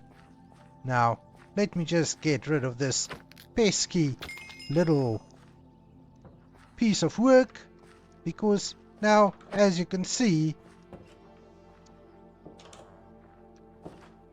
this minecart has stopped running because that pesky mob crayfish has gotten in its way, and hopefully now that the whole area is covered up, they won't be able to get in here anymore. But let me just quickly run around and see if there's any more of them running around down here who is just looking to cause trouble for me. I don't see any. And let's see if there's any crops that's been harvested yet. Well, there's a wheat seed. Don't know whether I've dropped it or whether it's from harvest, but everything seems to be going well. So players, this is it. The first part of our crop farm has been finished, and now we just need to wait and see whether or not our loyal trusty villagers harvest our crops and let it be collected by the minecart system down below.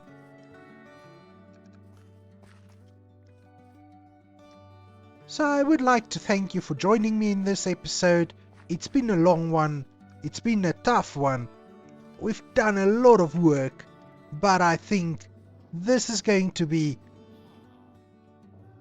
exactly what I need.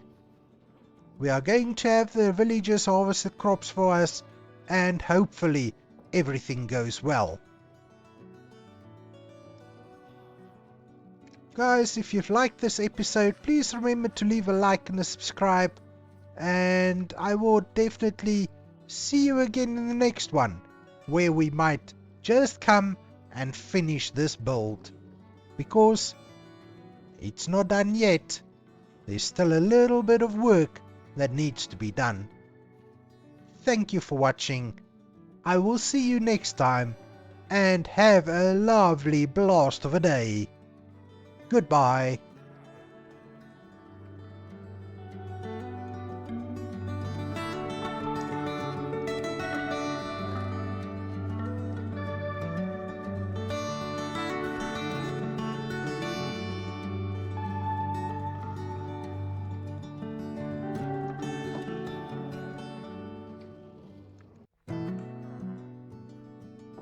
Welcome back to our Minecraft misadventures. Last time we automated our farming setup and became the envy of all our villager friends, or so we thought. And then Seasons came along and said, hey, let's make things interesting. And by interesting, I mean let's make crops not grow for 28 days straight. Winter is coming, and so are the crop failures. But fear not, dear viewers, for we have a solution that's hotter than a summer's day in the nether. Behold the power of greenhouse glass. With this baby, we'll be growing crops year round, no matter what the season's mod throws at us. And as a bonus, we'll be making trading with our villagers even easier.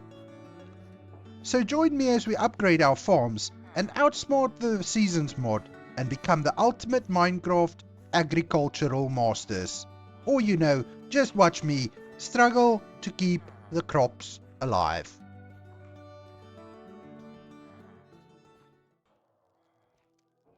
Hello Shaky. So we're going to need to figure out how we are going to put a roof on this farm. Do you have any ideas? Well, I think I've got an idea that might just work, and it doesn't need to be pretty, but it needs to be functional. So let me get going with that. So what I'm thinking is something like adding a wall, and then on top of the wall we're gonna add another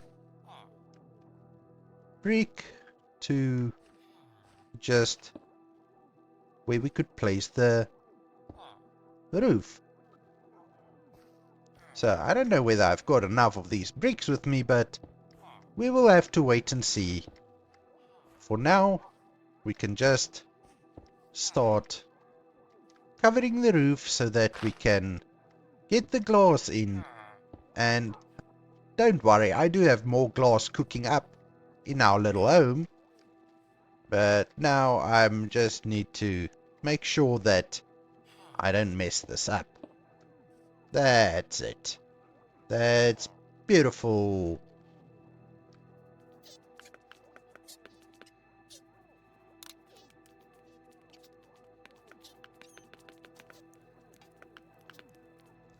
So this looks like it could be working, guys.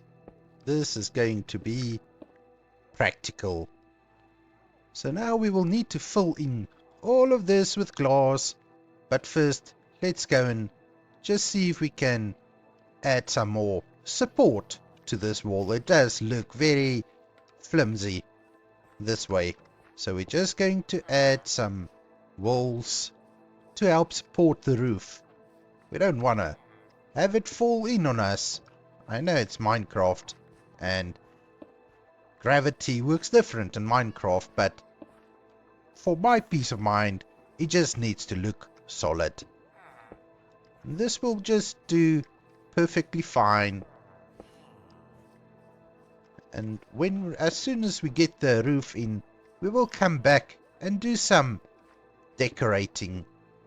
But first we need to get the roof in, because as I said, winter is coming. There's only 3 days left to fall, and then some of the crops will start growing slower. Wheat actually grows faster in fall, but we'll just get everything heated up, and that way we are going to be sure that our crops can grow all year round. Now, I don't know, should we go and have a look if we've got any crops yet? I think let's do that.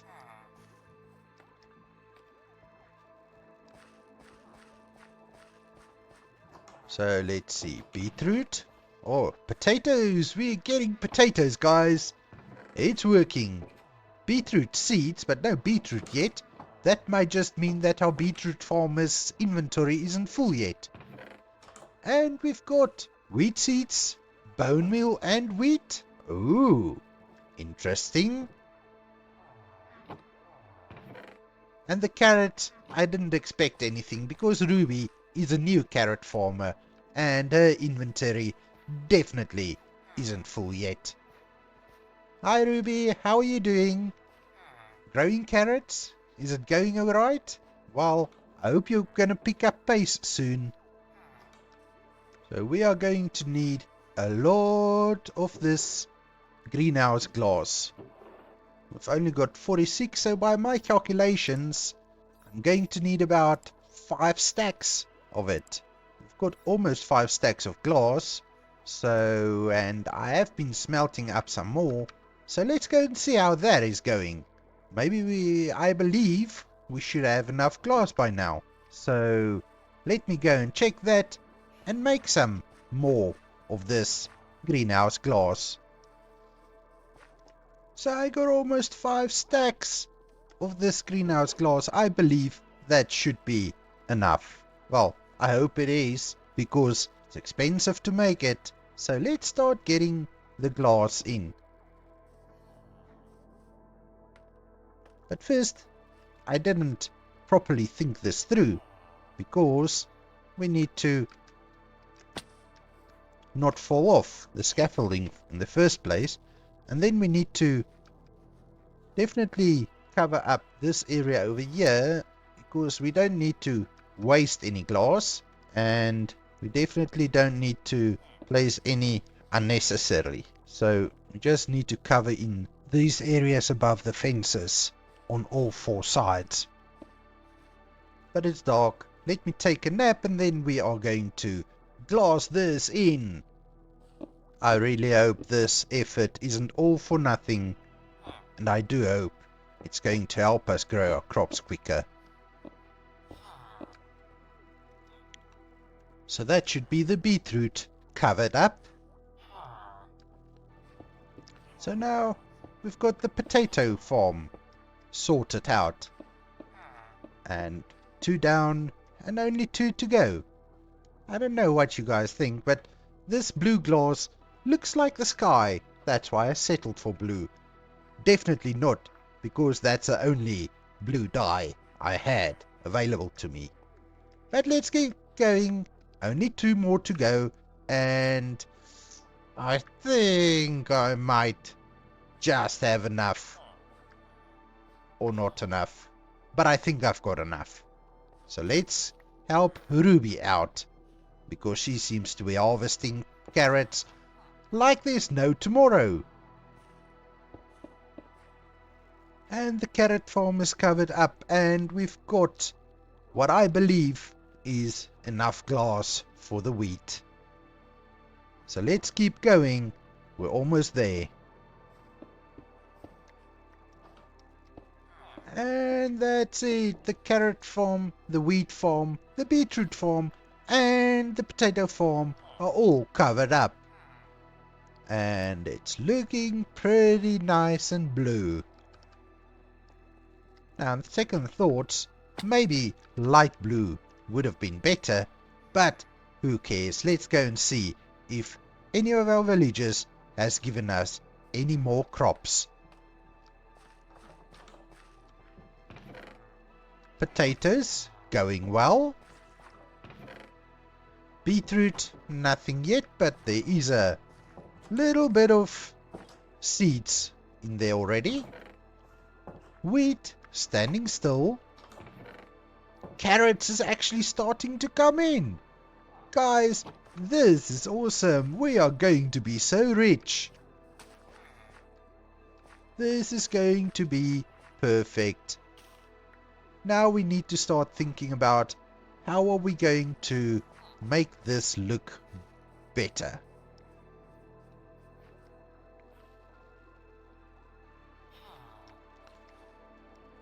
So next up, I think we need to get a little bit of a shape going here, just to round it off, because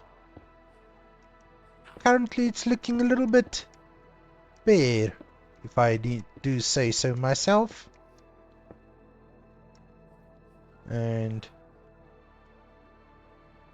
this was a boo-boo from my side, even though it does look okay from the... Let's just put that back. Let's see. If we take a little bit of a step back, how that looks, because maybe that wouldn't be too bad. Maybe we should do that rather. Oh, that could look interesting. I'm not sure. Should we just go for that? Should we go for that? I think we should switch it up a little bit.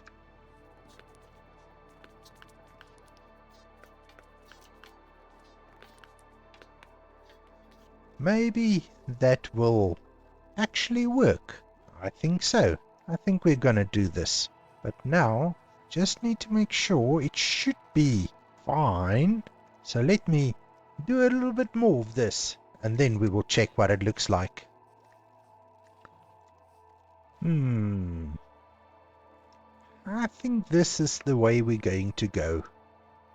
I'm pretty sure that looks good enough for what I want to do. We can add a row of normal stairs, like right here, just to give it a little more height.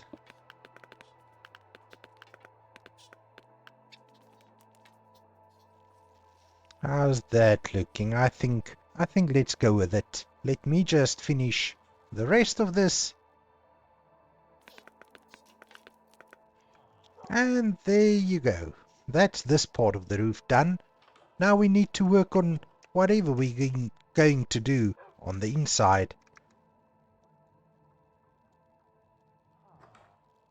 And I think we're going to start it off with just bordering it out a little bit. like we'll do this.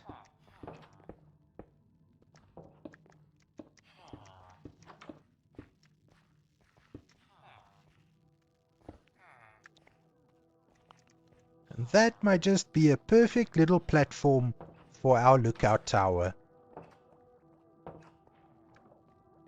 Now we just need to add a final little layer of stairs, upside down of course, to finish the platform, and then we can have a little lookout area up here. So what I've got in my mind is going to be pretty cool, or at least I think so. Boom! Last one. Now we need to go up here. We will have to cover this up in some way, but we will just do a few bricks like so, and so, and so, and so. There's our little platform. Now what I was thinking, for the corners, we use these little pillars. And another one there. Then we can join the pillars with, not torches, obviously. They are not going to cut it. You can just do this, add a little brick wall in here, so and so. I don't know whether this will work. Oh, it will. It will work perfectly well. So, do another one. We do 1, 2 here. Do another 1, 2, and another 1, 2. Then if I could place these things upside down like that, that's going to be perfect roof, I think. Replacing the corner pieces here with the creeper stone carvings might look a little bit ominous, but I think it does add a cool touch to the whole platform.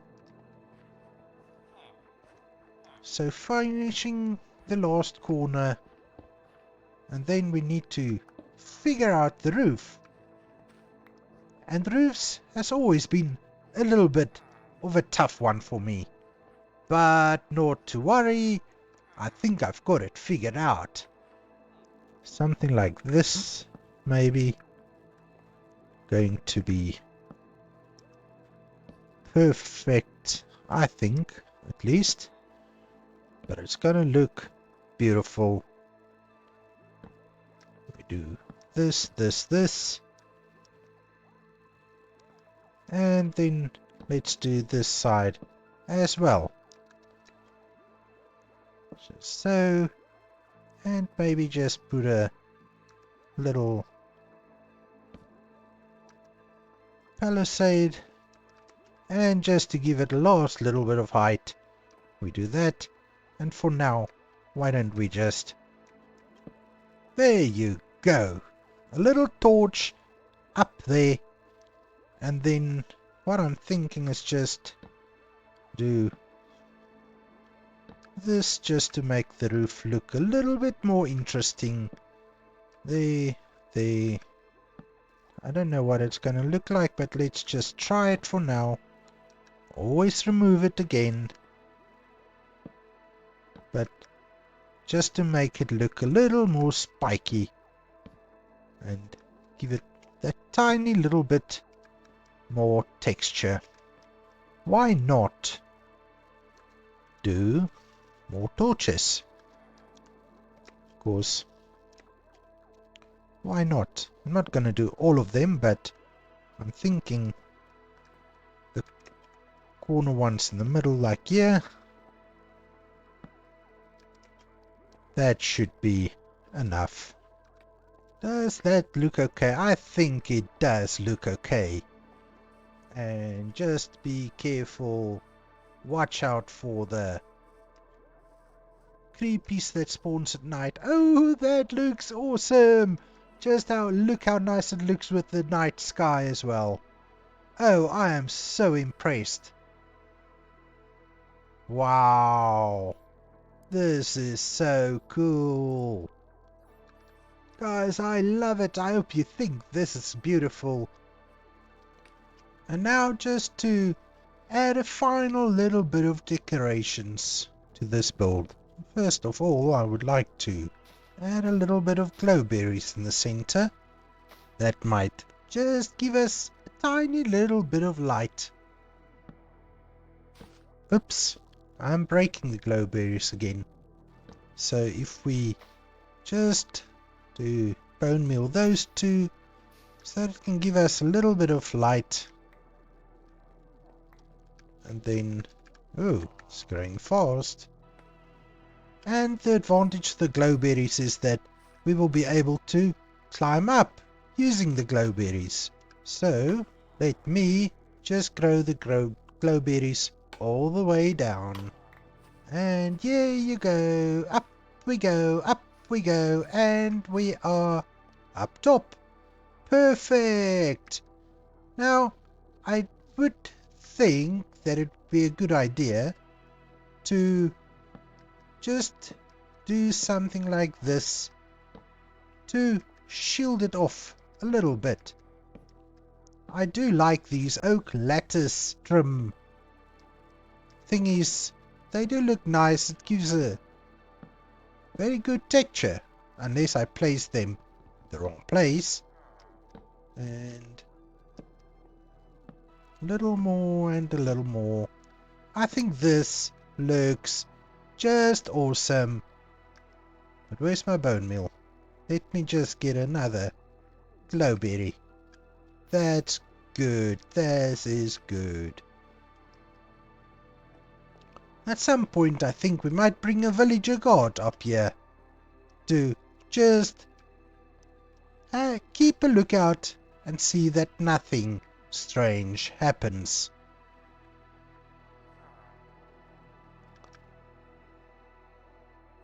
And now there is a new work block that I would like to make. A work block that apparently makes life easier for us to trade with our villagers. Now, let's go and see if we can make it.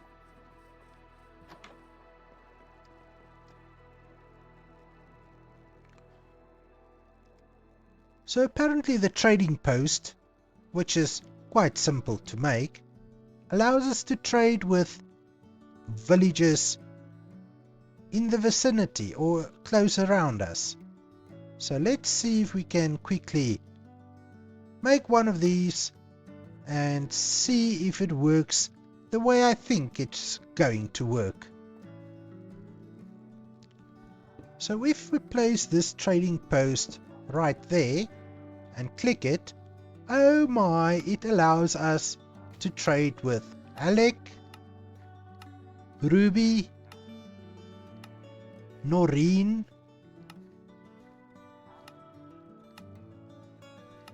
and Eugene. It allows us to trade with all our villagers from one block. This is super awesome, and it's going to help us achieve our trading goals so much faster. Thank you, Noreen. I'll take one of those. We don't have any more carrots. We don't have potatoes. We don't have beetroot. But this is awesome. This is really awesome, and we are going to get trading very efficiently with these villagers. So everyone, thank you for joining me in this episode. We've completed this build. At a later point we can come back and do a little bit more decorating if we want to.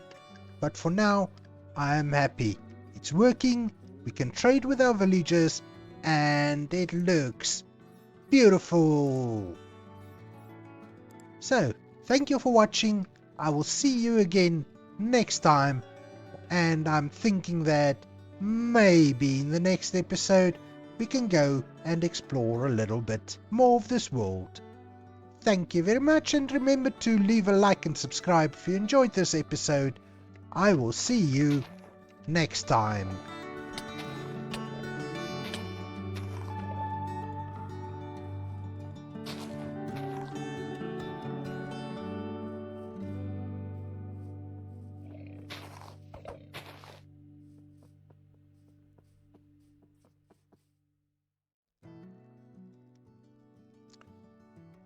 Hello everyone and welcome back to our Better Minecraft survival adventures. After successfully turning our villagers into farming robots, we're leaving them to their automated ways. Because let's face it, they're better at it than we are, don't you think? But now it's time for us to embark on a new journey down into the dark, mysterious caves where we'll probably get lost, fall into lava, or die. Or maybe all of the above, who knows? We're on a mission to find resources.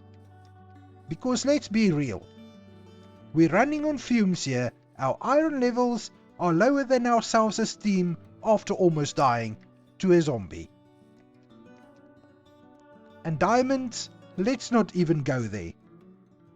We need those shiny gems to craft all the good stuff, you know, the essentials and all that. So join me in this journey where we'll laugh, cry and try not to die a few times. At least we'll be having fun doing it. But before we get going into the caves, I have noticed that this little aunt got stuck on the chair. So I wonder if these chairs and stools and things wouldn't allow mobs to get stuck as well, since the aunt can get stuck. So who knows, I'm going to make a few of them to try and capture a few mobs and make it easier to dispose of the creepy hostile mobs. So making the oak stools should be pretty simple if we just have a few pieces of wood with us. I believe if we put the wood in the saw, it will allow us to make some of these furniture. And I'm going to take a stack of spruce stools so that we can see if it's possible to trap the mobs with them. So now let me quickly just sort out my inventory, put away a few things, and then I will meet you down at the entrance to the cave. But maybe I should just get some new armor as well. So how about before we do that, let's try and trade with our armorer and see if we can get any of the armor that we might need. I mean, what does Brady have for us? He's got leggings and a chest plate, which ours are going down the drain as it is. So let me find some emeralds. I know I have some somewhere. Wait, where are you going? What? Are you looking for trouble?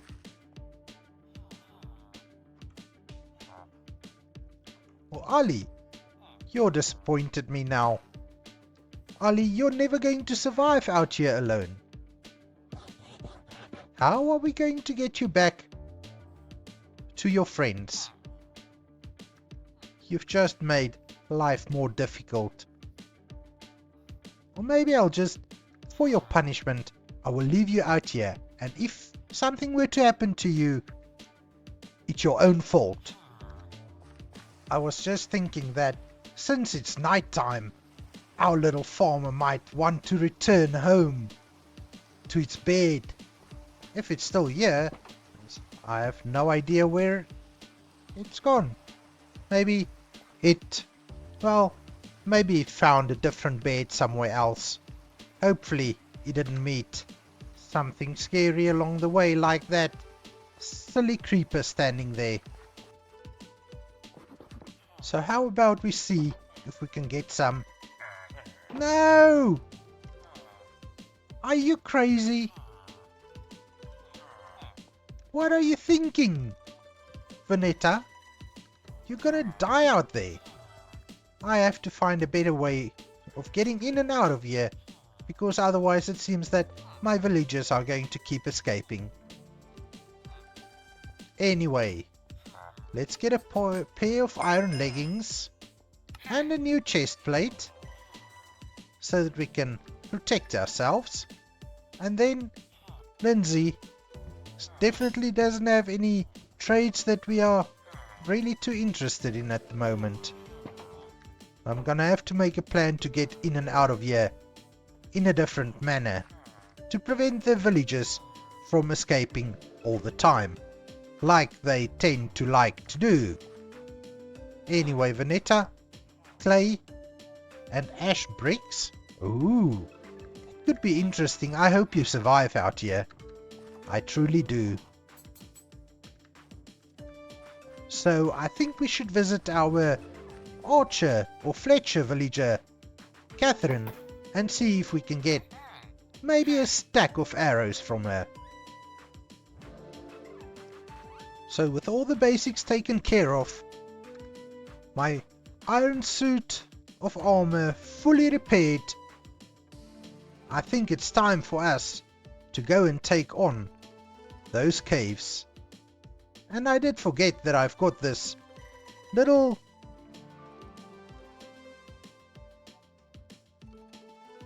quiver for my arrows.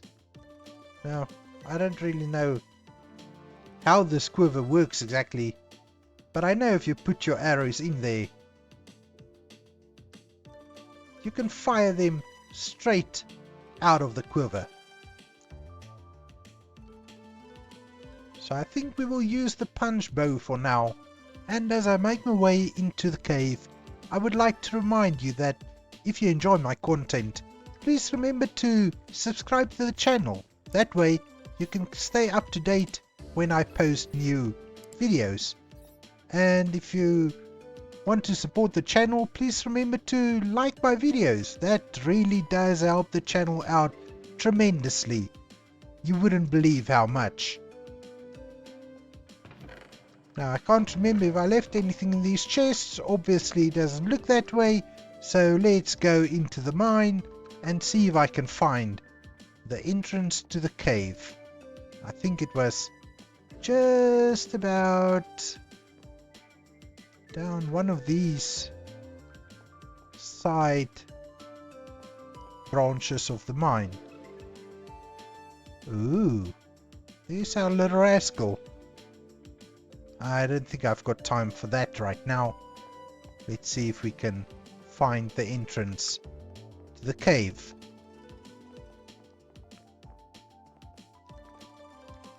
No? I was sure the cave was down here somewhere.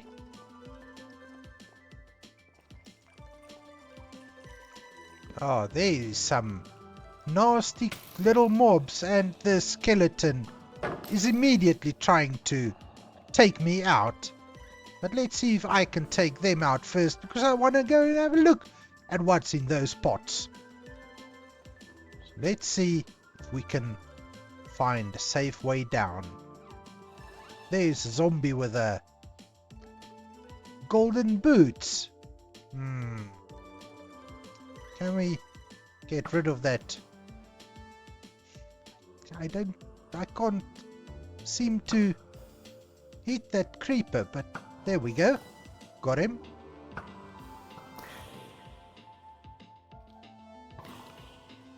Ah, and the zombie is taking on the skeleton on my behalf. Who's going to win? Who are you rooting for? Ah, the skeleton won. How unfortunate for our zombie colleague. But that's alright. I can take out the skeleton to revenge the zombie's death.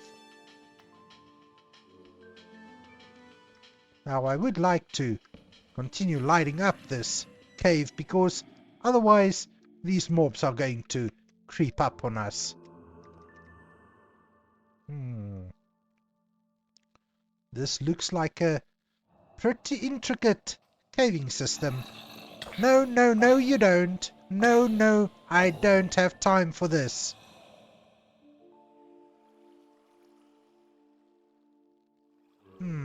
lots of iron, lots of coal. And it looks like we are maybe getting into a sort of a... What cave is this?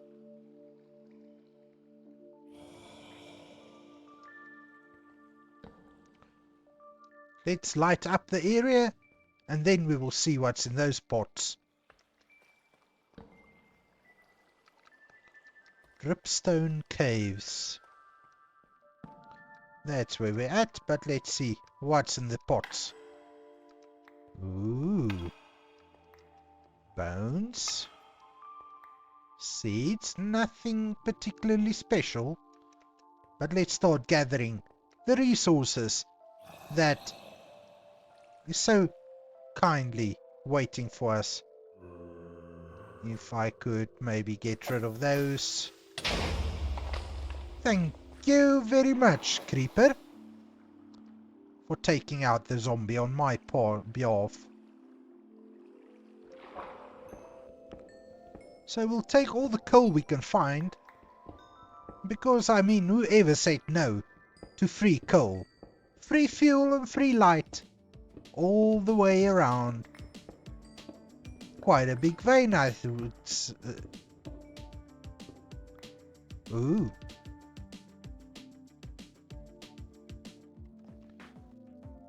Don't mind if I do.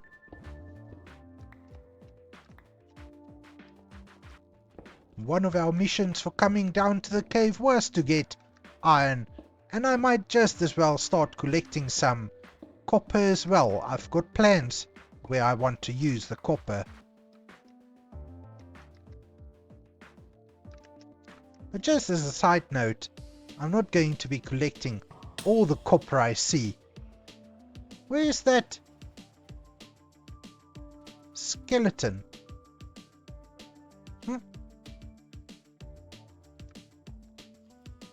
Ah, there you are. Creepy little bugger you are. Another pot with a torch or two. I'll gladly take it all. Now we need to decide which direction are we going to go. Because this cave looks really big.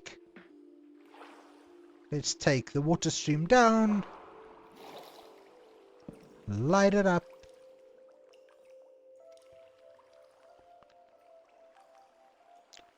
Just be careful not to fall down any deep holes. Ooh. There's a bit of iron.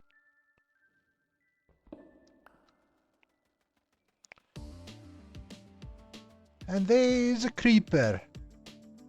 Which I would like to say is our friend, but obviously they aren't. We're gonna deal with it first. Yeah, let's... No. You can just stay where you are. Thank you very much.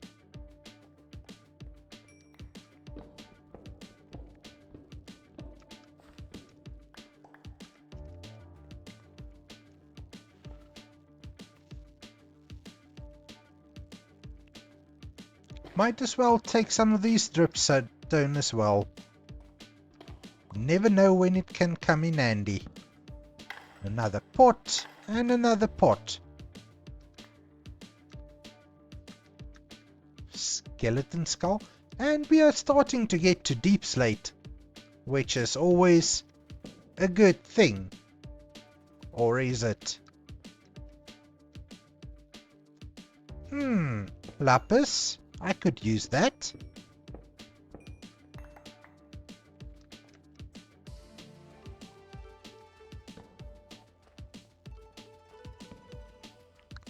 Ooh. No.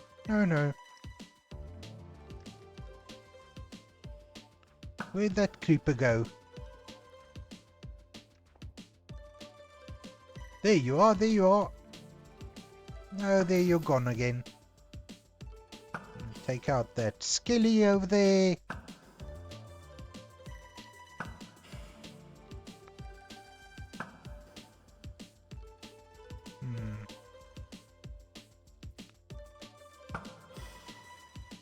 got it. Let's see, where's this creeper now? I see you. Yes, I do.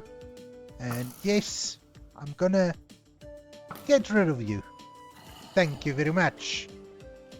Oh, no, no, no, no, no, no, no, no, no, no, no, no, no, no, no, you don't.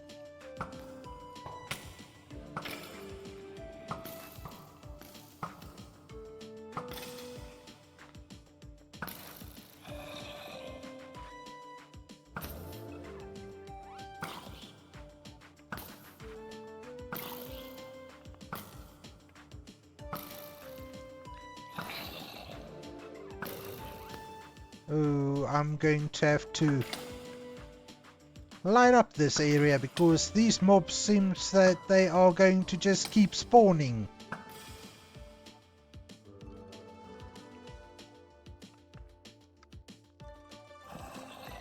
Let's just do that. Should be safe enough to collect these few pieces of iron and then just have a golden carrot to revive my health.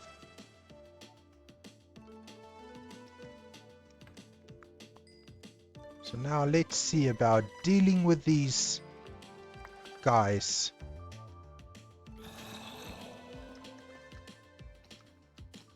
No, you can go, you can go. I didn't invite you along. However, I don't know where your creeper friend has gone. I don't see him on the map.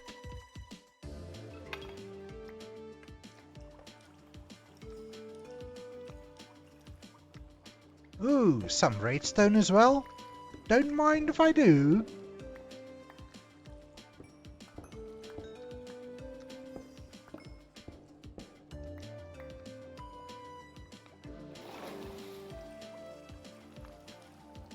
Oh, my friend, are you stuck? You want me to help you out there? Okay. There you go. All sorted out. And plenty of iron around.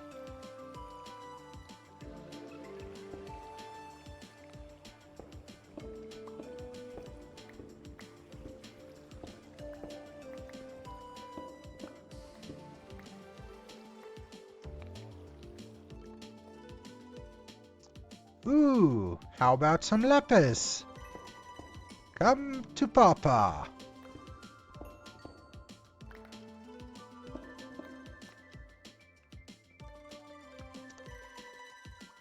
And just like that, our inventory is full already. But not to worry, we've got a very wonderful little backpack ready to go.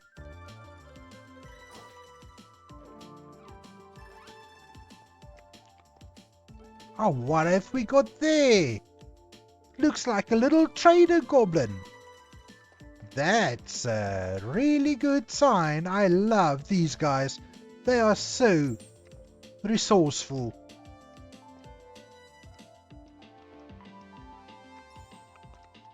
So where are you now? Don't run away from me. I'm friendly. I want to trade with you. Because I know you're really good at trading stuff for stuff.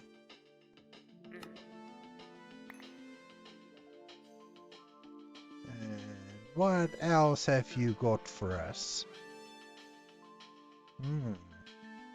Efficiency 6 shovel? Oh my.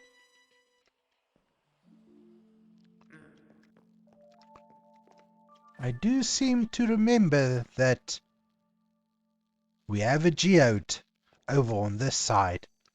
So let's see if there's any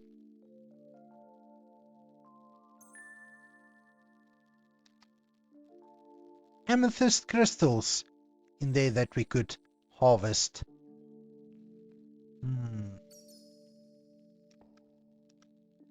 Where would the entrance be? We're just going to have to break in. Oh yes, baby. Just have a look at these. I believe there's quite a few crystals that we could harvest from here. This is definitely going to come in handy.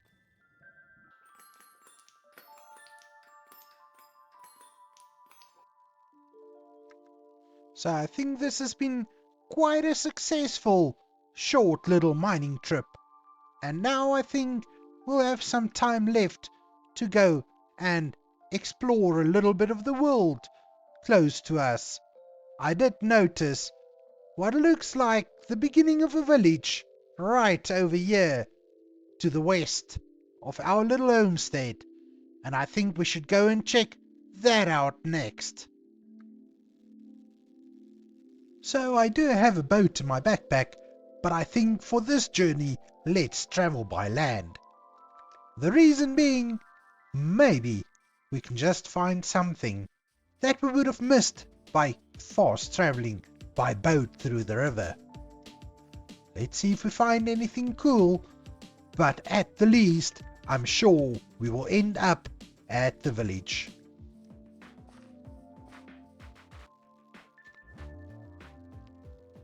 Wait, what? What have we got there? Oh my, but I do see a chest. So... And it's on the way to the village, so we can just as well have a look at it and see if there's anything cool in there.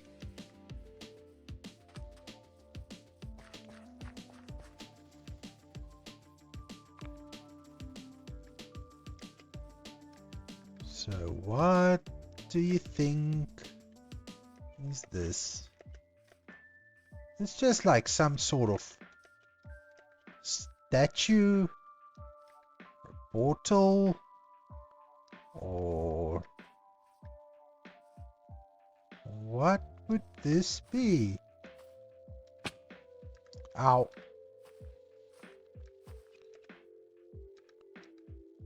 Oh, look, Mom.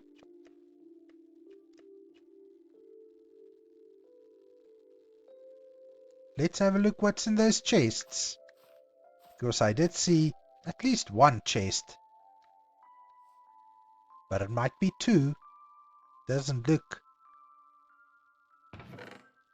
Ooh! Ender pearl! We're definitely going to need one of those. And just to be safe, and be sure to not think we haven't been here before, I'll take the chest. Let's have a look what's in this one. Another ender pearl and a ton of name tags. 20 name tags and an Unbreaking 2 book. We'll take it. Don't mind us. Leaving it here in the wild. We'll be happy to take it for our treasure room.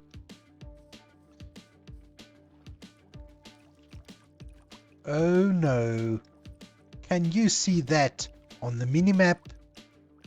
This village looks infested with witches. But I think we have to go and have a look. Another one? Oh no, I don't think we are prepared for what lies ahead for us.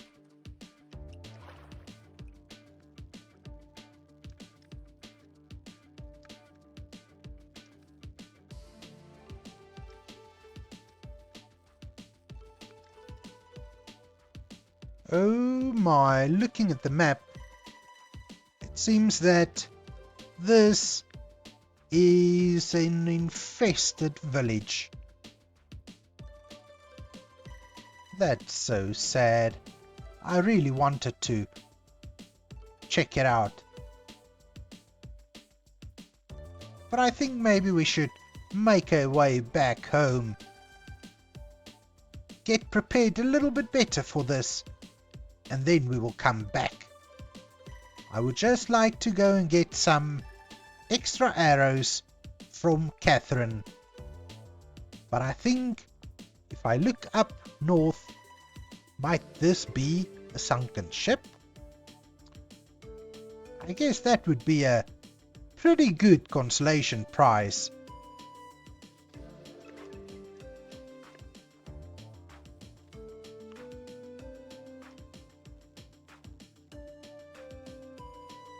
Well, I don't know whether that's a sunken ship, but there's definitely a barrel or two that we could explore. But for this one, I think I will take my boat.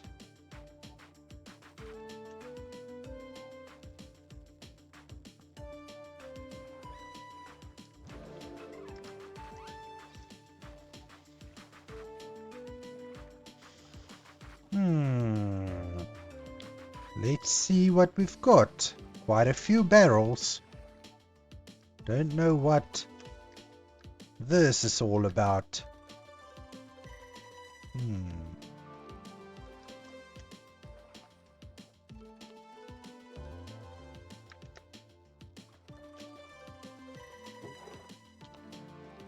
Just a load of foodstuffs.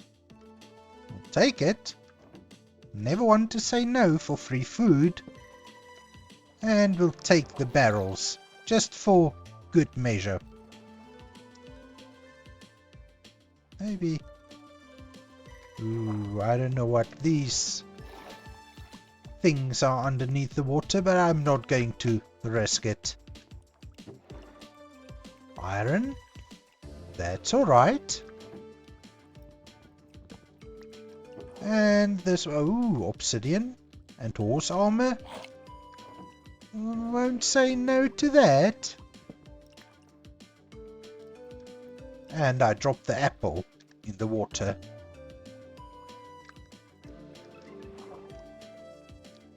Got it, got it. Now I was thinking, with regards to this witch's village, how many witches do you think is in there?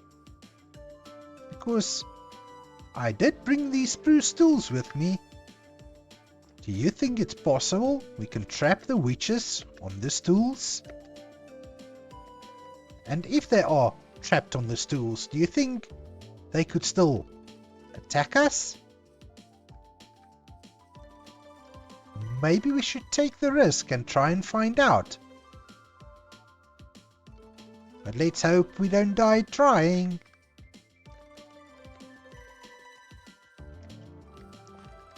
Let's see if we can find this one individual witch, as long as that bear doesn't decide to attack me. There is a witch that seems to be here on her own. We just...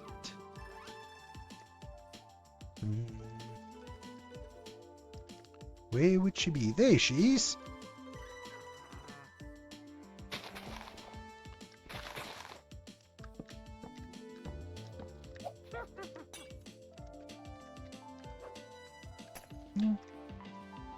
Ah, you're trapped. Well, she can still attack us. But I don't think she can move. Let's get a carrot.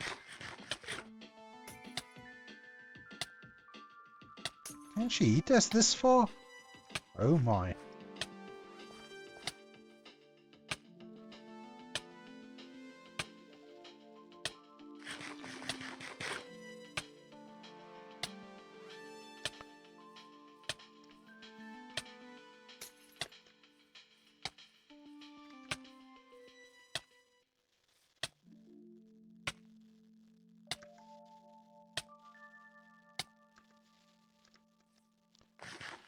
Jeez, at least the poison wore off.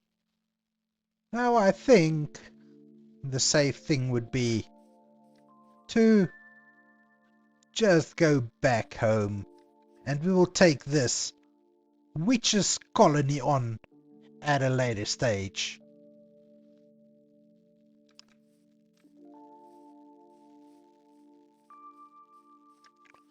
Ooh.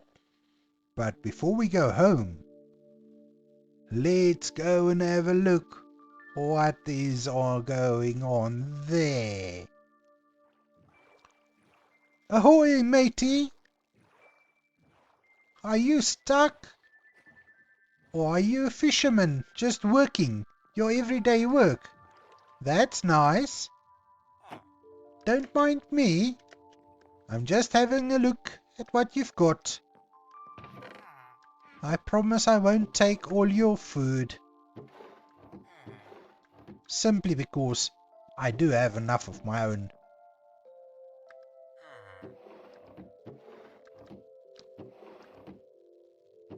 Oh, but the string, I would like to take some of it. Because, you know, we do have a Fletcher that is so hungry for string. So we will take that and give it to her as a gift from you. Oh, and a looted fishing rod? And a few emeralds? Well, thank you, my kind sir.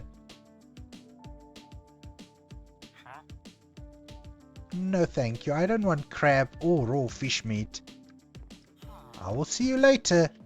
Let me get away from here and go home. So, my friends, this has been a lovely episode and we had a lot of fun doing a little bit of mining and exploring and finding that villager encampment.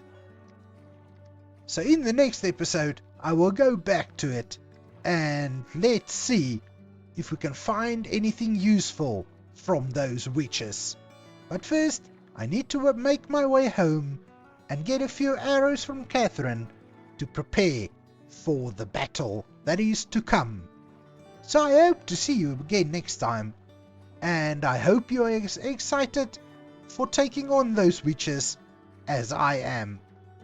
Remember to like these episodes and subscribe to the channel if you would like to stay up to date with any future content, and I will see you again next time.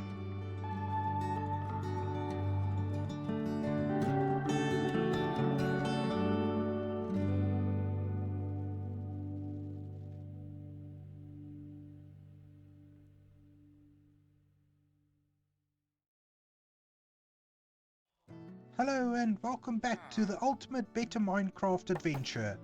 Last time we stumbled upon a witchery problem, a village infested with those pesky potion brewers. But I'm not one to shy away from a challenge today. We're gearing up for a witchy showdown, because who needs a social life when you have witches to hunt? First we need to stock up on some pointy projectiles. Arrows galore, because you can never have too many arrows now, can you? I'll just take another 2 stacks. Thank you very much, Catherine.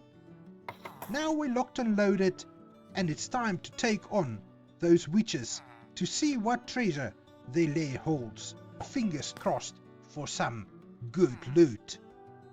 So grab your favorite snack, sit back and join the witchy wizardry.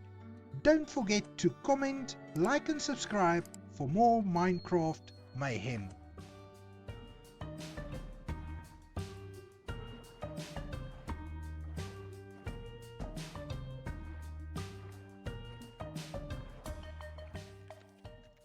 Oh, we're getting close now.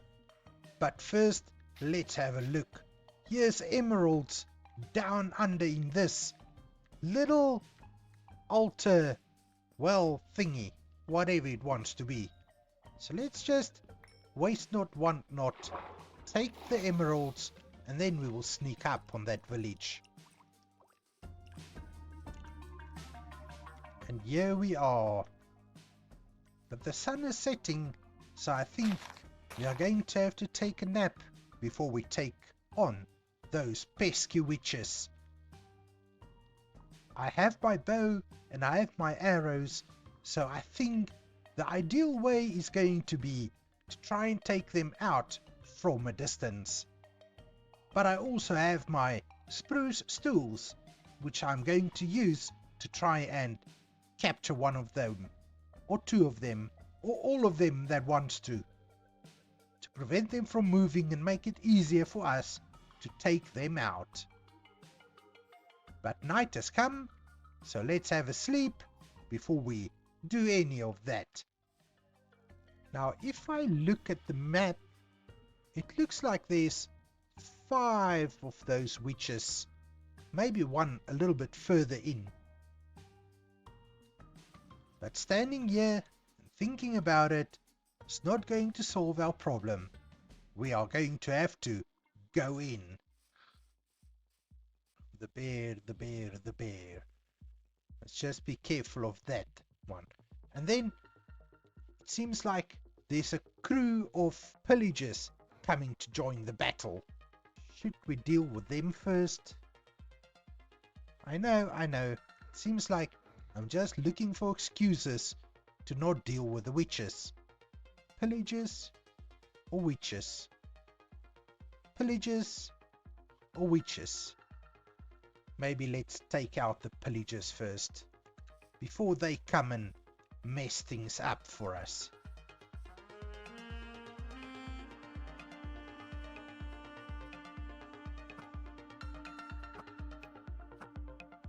Fortunately, there's a lot of water between me and them, but they do have their access, and that's dangerous, because those things hurt really bad. And now I've got voluntary exile, so I can't go back to any sort of village before finding a cow first, which is probably anyway a good idea, because milk will clear any bad effects.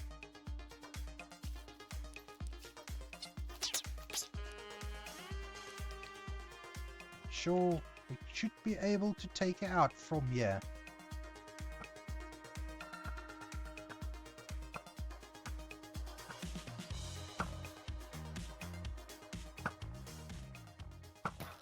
Seems I'm too far, and she's done. So if we creep up on them, we place a stool there,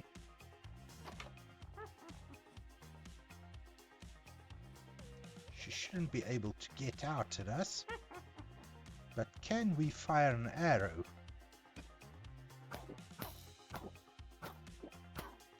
Gotcha.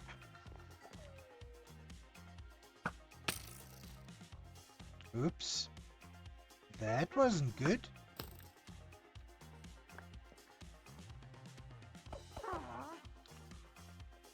Come on, come and get me. Hello, there you go. Another one down. How about we get a bucket of milk to clear that effect, and then just get another bucket for spare. Now there's definitely another witch up there. I don't know if I can get to her, but I should be able to quite easily.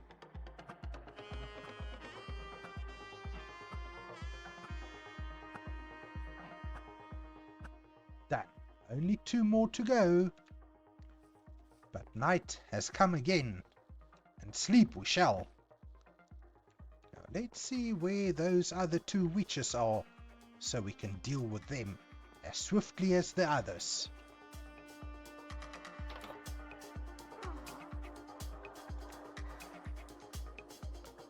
I'm sorry, but you're trapped, and you've poisoned me. But that's alright, let me get rid of you first. And then we'll just have a bucket of milk and a golden carrot, and we will be alright.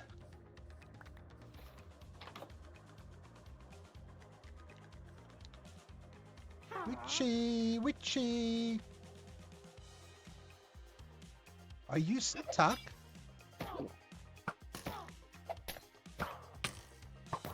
Oops. Ah, she poisoned herself.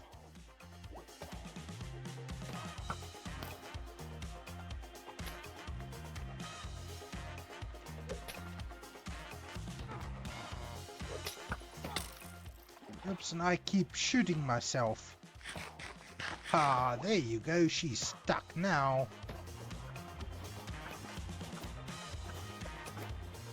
Ah, all the witches gone.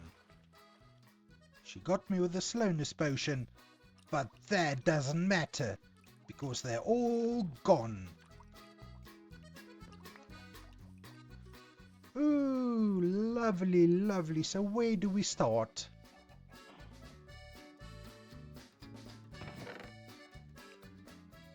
Nothing special. Wool and wheat. Still nothing special.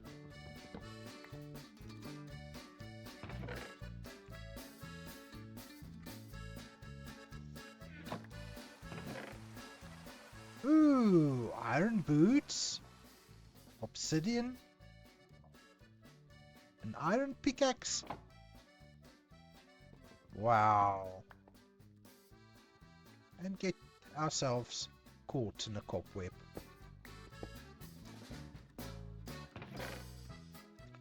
And why did I have to come up here? For feathers and sticks? Ooh, at least 2 emeralds. And a mushroom stew, which I will gladly take. Another iron pickaxe, some coal and some bread. Still nothing special. And my hopes are dwindling that we're going to find anything special. Ooh. Iron helmets, an apple and a saddle. And then we can probably take these pieces of iron off from the armor stand. Full chest plate. Another pair of boots. And a few pieces of obsidian. And another chest plate.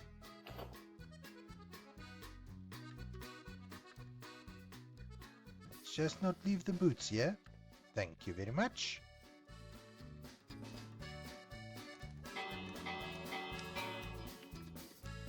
So what a disappointing find. A very good looking village, if I have to say so myself, but such disappointing loot. Absolutely almost nothing of any value. But since we are here, let's check out the map and see if there's anything else close by, because this little beach does look interesting, so we could just as well make a turn there before we head back home. Oh my goodness. What have we got here? Looks like a little turtle kingdom. I wonder if there's anything useful here. Or is this only a little turtle sanctuary? Looks that way.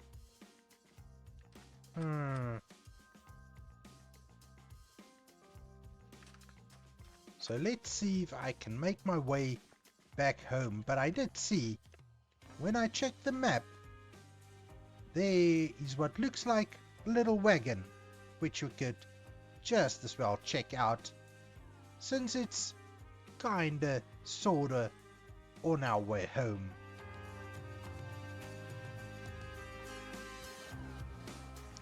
What? Are you telling me the wagon is all the way up there?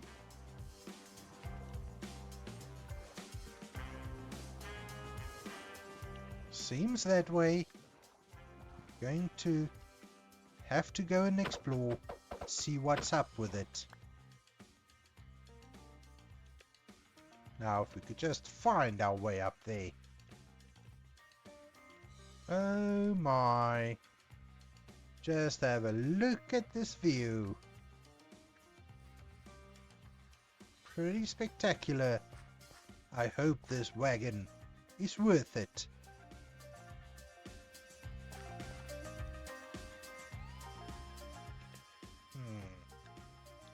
Believe there might be a hidden chest somewhere. Ah, bingo. I was going to be disappointed. This is the only chest. And no good loot. What a disappointment. But I'll take the chest. And then let's see which way is home, and let's see how we're gonna get off of this little godforsaken tower. Oh my goodness. I hope I don't die. But Geronimo!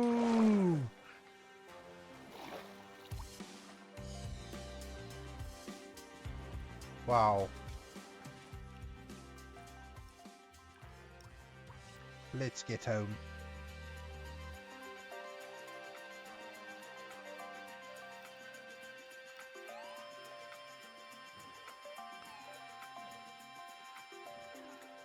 What? A message in a bottle? The creepers have a code. What the hell?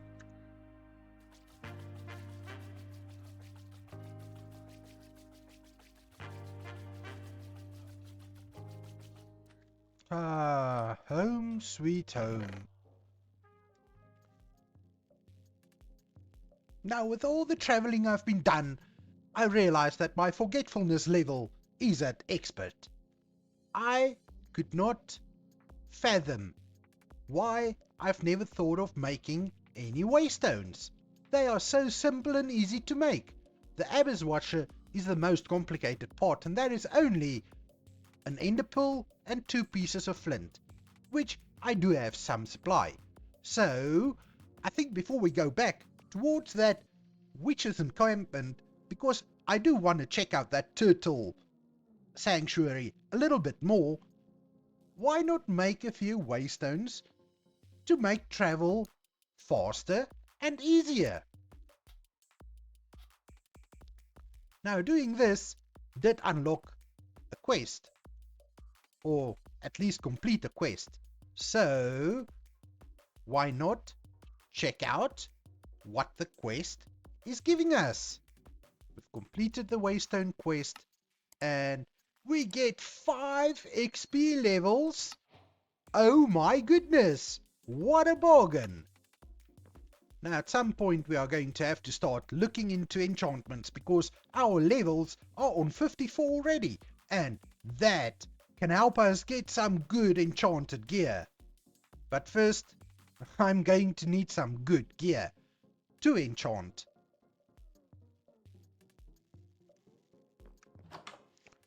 So for the time being, I think that we will just plop down the first waystone right here next to our little start house, because later on we will come and build a travel agency.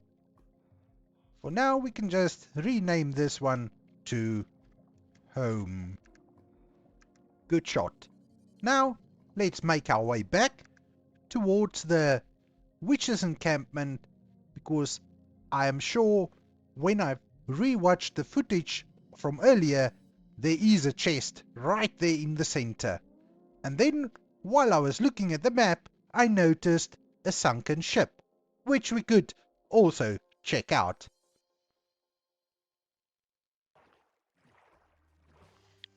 And here we are, the Turtle Sanctuary.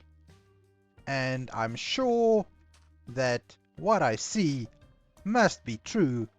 So let's just quickly use the scaffolding to check out what's in the middle of this little sanctuary. And wonderful, there's a chest. Let's see what we get. Oh my goodness!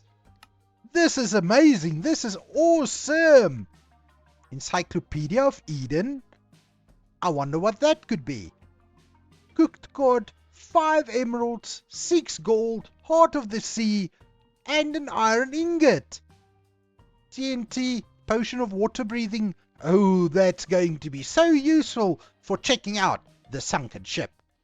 Let's just take everything and destroy the chest. Why don't we? Because I'm just scared that the sunken ship might point us towards this chest if I don't destroy it.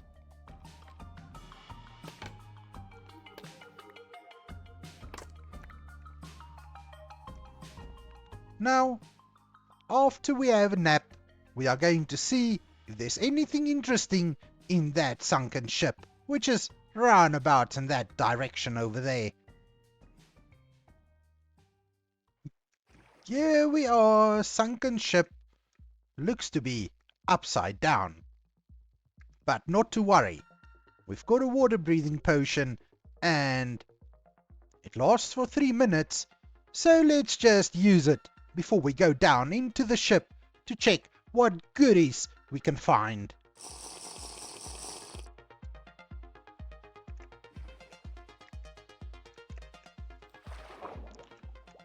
The first chest. Ooh, treasure map, books and paper, feathers, and we'll take it all and we'll get rid of the chest. Ah, here you are. Suspicious stew, carrots, moss. Oh, and more goodies. Iron ingots, iron and emeralds. Oh, I'm so glad we came to have a look at this sunken ship. We need to go north.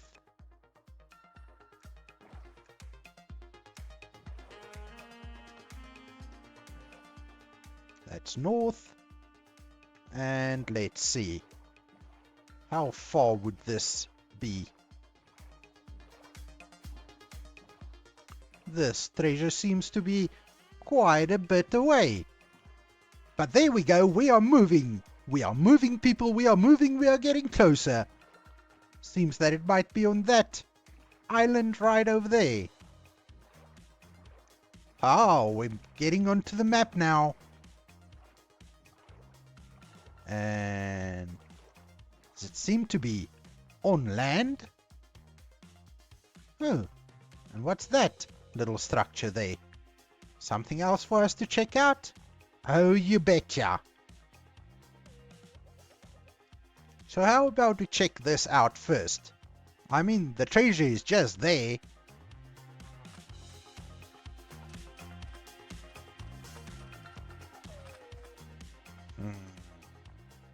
I wonder... Nothing?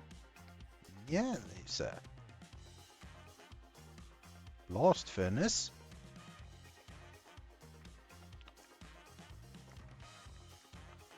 Oh well, seems like an empty structure. So let's just dig down, I guess.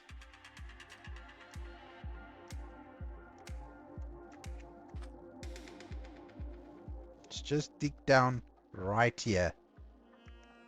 And as usual, I never have a shovel with me.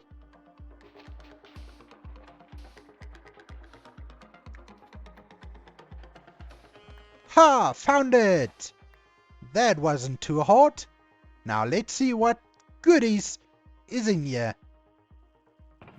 Ha ha ha! We found diamonds! Diamonds! This is awesome!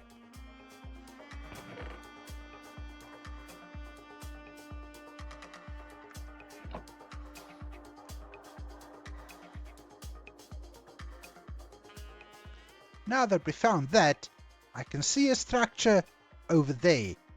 And that is I know what that is. It's an underground dungeon, which we will have to come check out.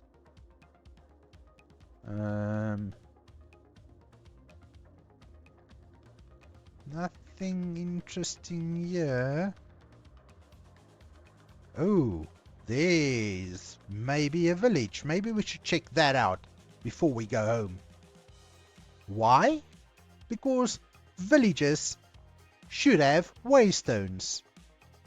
And having a spare waystone to make getting home easier will be a pleasure. Then I don't need to use the one that's in my inventory. Another message in a bottle? Oh, let's see what this one says. I hate litterbugs. Poyo. Then you shouldn't have littered and left your message in a bottle here on the floor. But I think what I'm going to do, these messages in a bottle, we could just collect them all and maybe set up a library for them.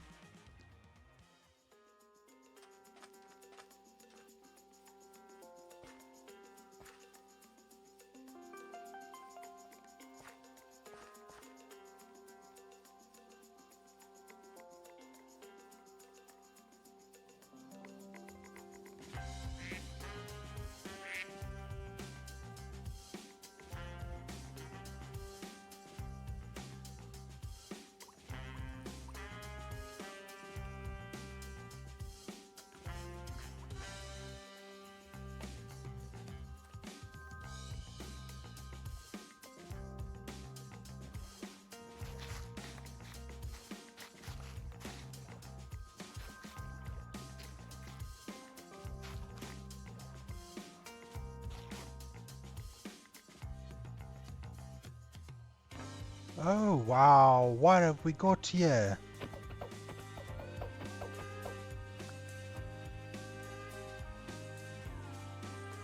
Is this a little one of those wells again?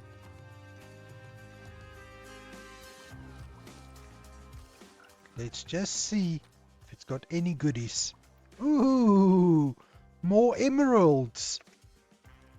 Oh my, thank you very much. I will take them.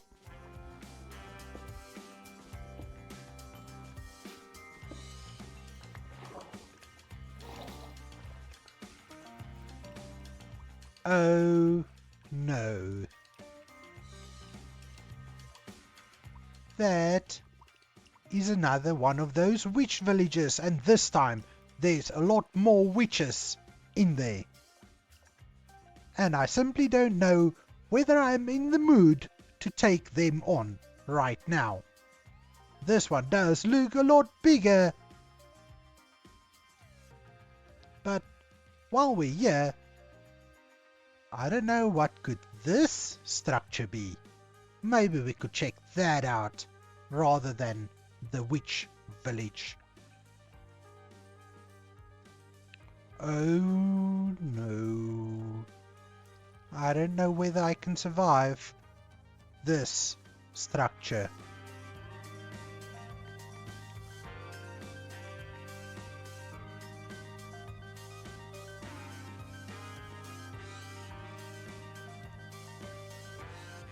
I definitely know that mushroom structure is not something we're going to take on right here today. Oh, what have we got here? Is this one of those spider temples? I do believe so. There's spiders on the minimap. Well, we can just, take it on before going home. But I think let's have a nap before we do. So let's just see. I'm just going to break into it. Because from what I remember, there's no real proper entrance into this thing. I hope it's not cave spiders. It looks like normal spiders.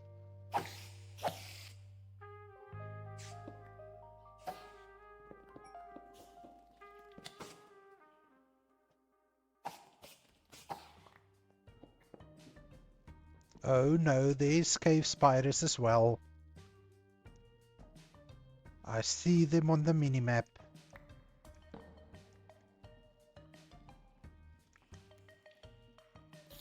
There's one coming for me. No, no, no, no. That seems like all the spiders that was in this thing. So let's see if we can find a chest. I'm sure there must be one somewhere. Ah, there in the corner is a chest. Let's see what we get. Ooh, another 2 diamonds. We are well on our way with diamonds, my friends. We are well on our way.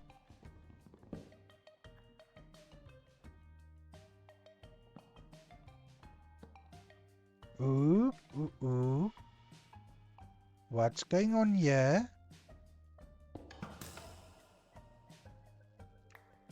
Knew it. I'll take the arrows, thank you very much.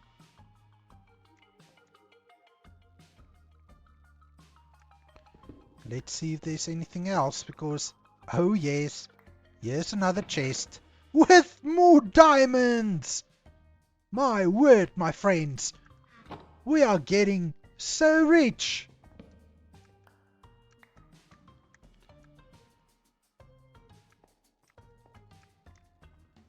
So let's see, I think there's another little room in here.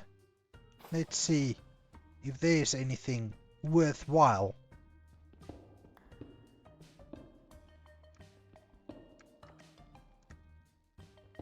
Nothing. Oh well, we got, what is it, 5 diamonds out of it? I'm sure that's going to be something, at least.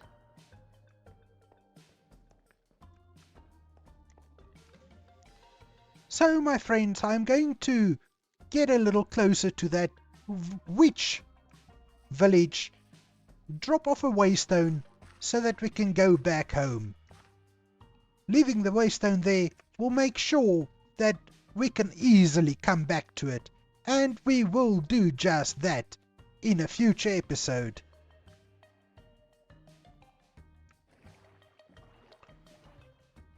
But I think what's important is to, in the next episode, just work on our tools and armor. And what do we have here?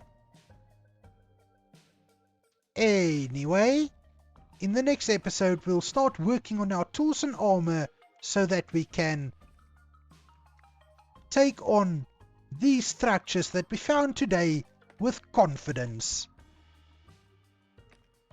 This is a nice little lookout post, but let's see what's in these chests. More diamonds?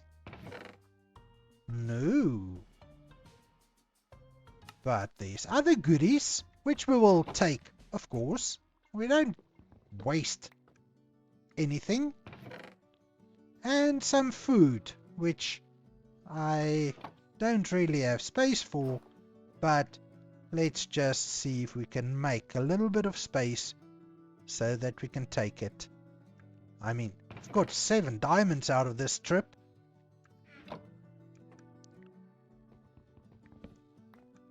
Oh my goodness. Ow.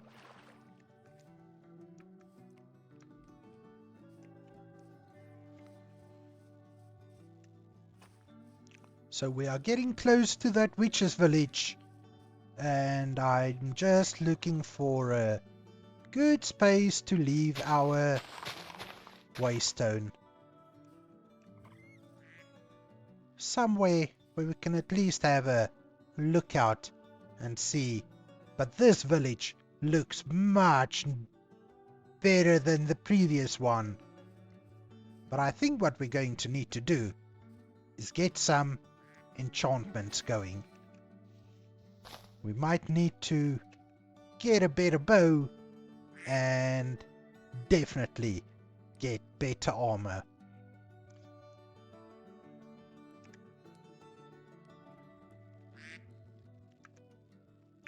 But for now, I will leave our waystone right here We will name it Witchville.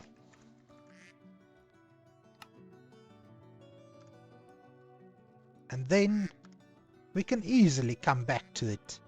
I am so excited. I hope you join me in the next episode, because this is going to be exciting. Oh, we've got a crocodile. Better watch out for those, because they can also be very, very scary and very, very dangerous. So guys, I would like to thank you for joining me in this episode, and I hope you'll join me again in the next one.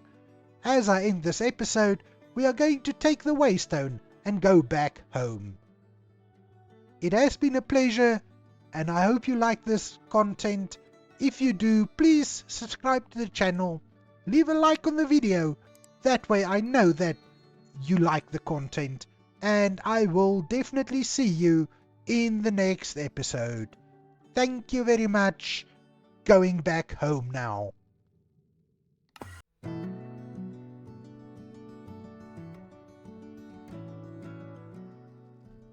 So gamers, today we start off in my little starter house.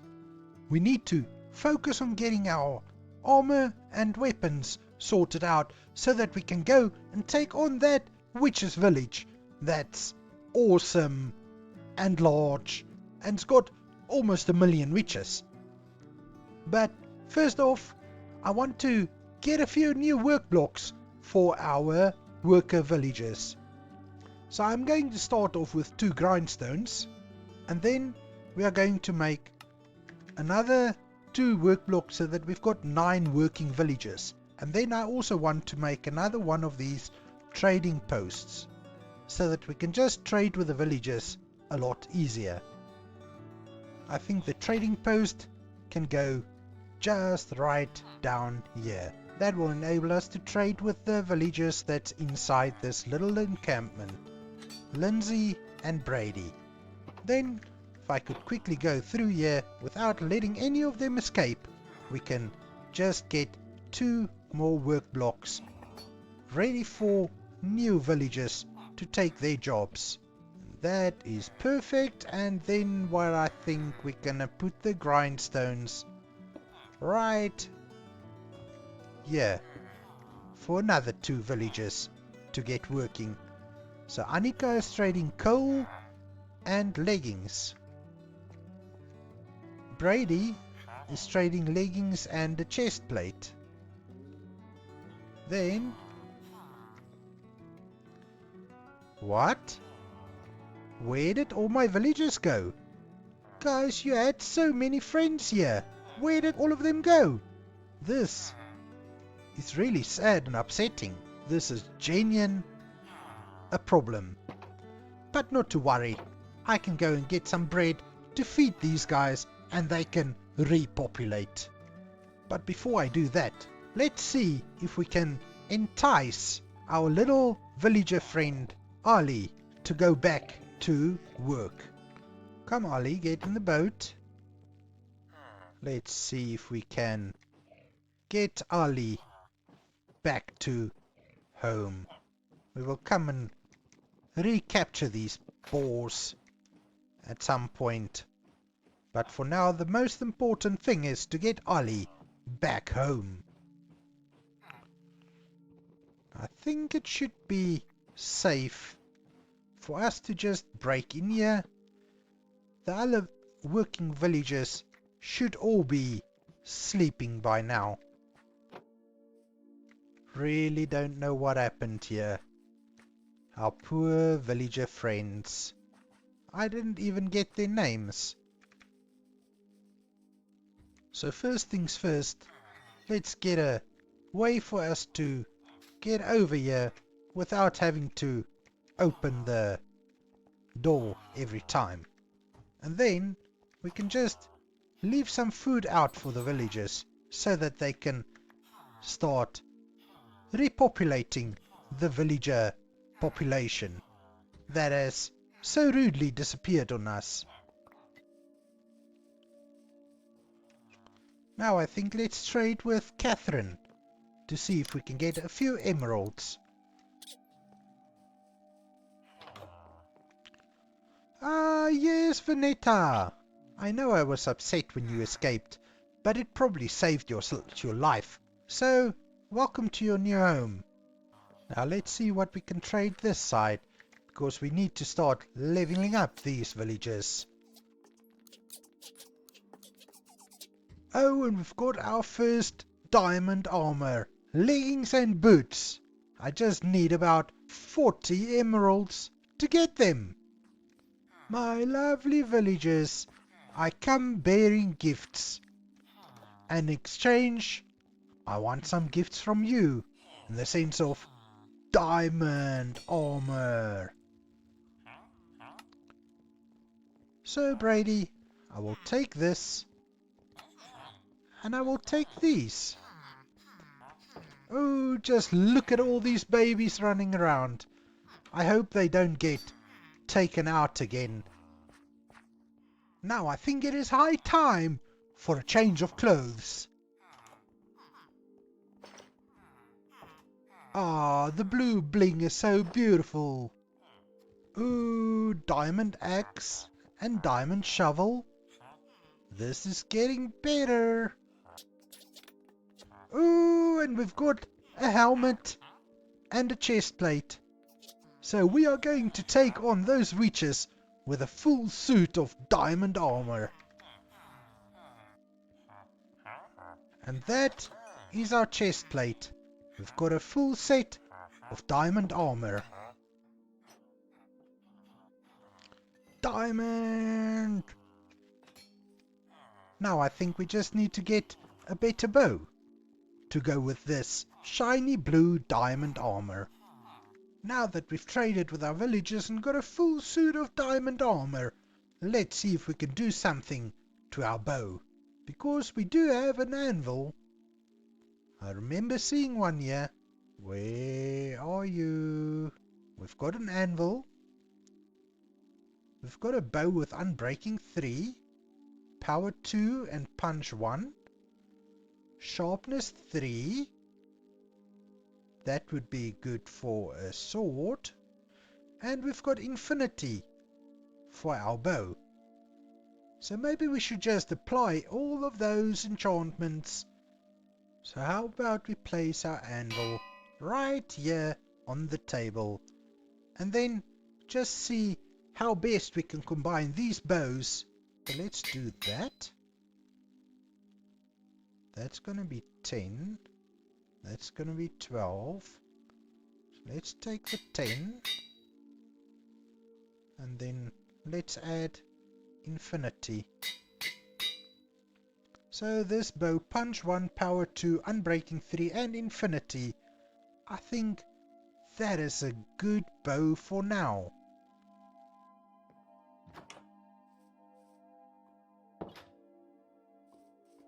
And now, before I lose my guts for this, let's go see what the witches are up to today.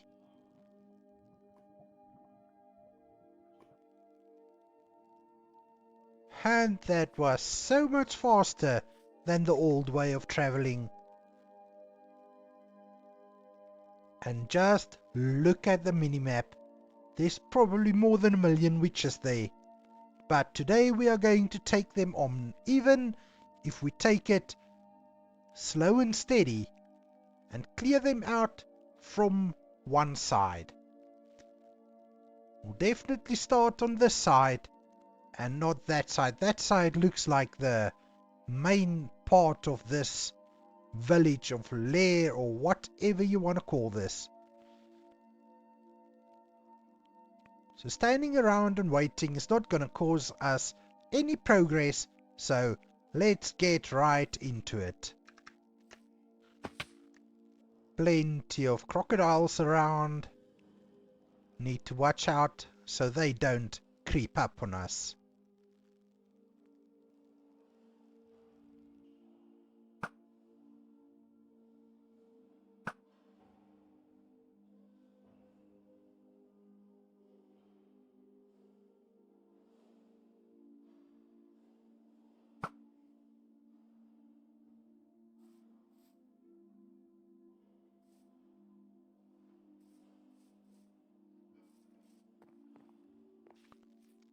So I think if we can take them on from this side of the village, we should be able to clear them out systematically.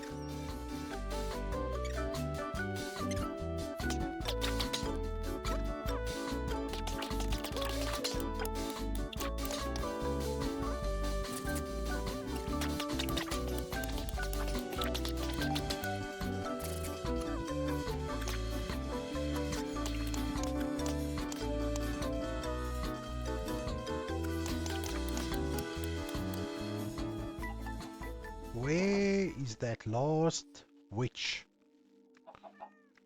See her on the map.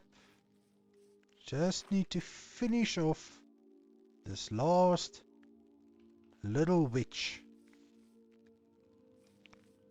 If we could just find her. She seems to be in the mood to hide, but not to worry. I saw you, and I've got you.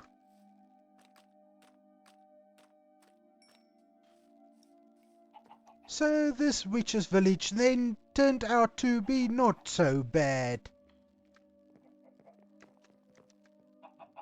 But now I don't know whether or not I should free the villagers or just leave them in there for a little while until we can eventually come back to sort of make this village a safe space for them. For now, I think it's time to return home with all our loot, because we've got all these potions that's going to be so useful for us in the future. So let me go back home and we will sort out all the loot that we got.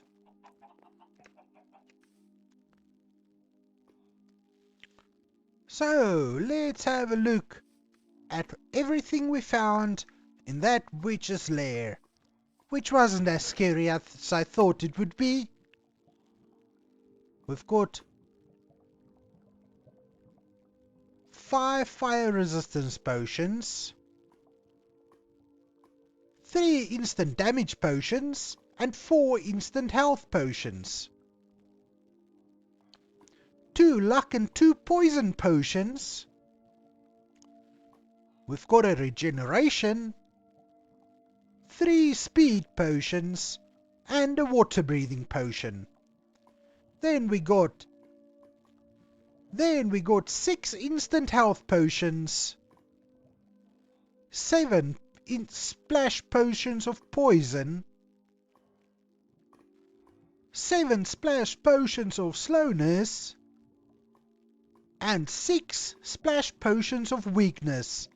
Our potion collection has been grown by quite a bit. Now if we look at the other goodies we found, more than a stack of glowstone, a few fermented spider eyes, magma cream, 2 saddles, and almost a stack of redstone. Also got a 7 pufferfish, which is always useful, and more than a stack of sugar. But now let's look at the interesting chest. 3 diamonds, 17 emeralds, 2 iron, and a few bits and bobs of iron armor. So all in all, I think this has been a very successful little trip to the Witch's Lair. For now, I think we are on day 198. And for the next 2 days, I will just be doing a few little things around the homestead. Because it's only 2 more days to go, and then I would have completed 200 days in Better Minecraft. I can't wait for the next 100.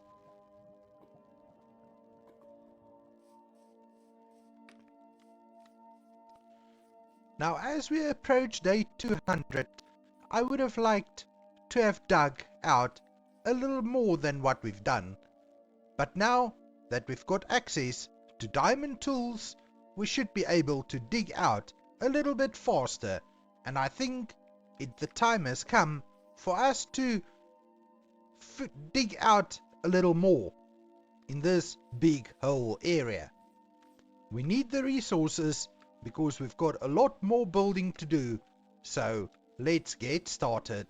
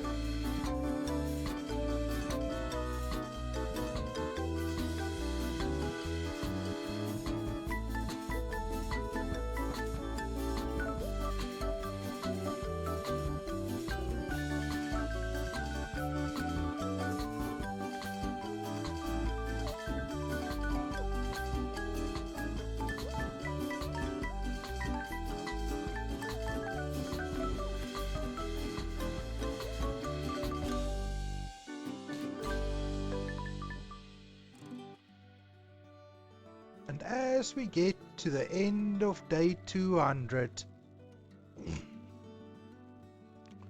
we can take a gander as to what we've done during the last 100 days and how our base has progressed and became better over the last 100 days. So sit back and relax and let's see what we've accomplished.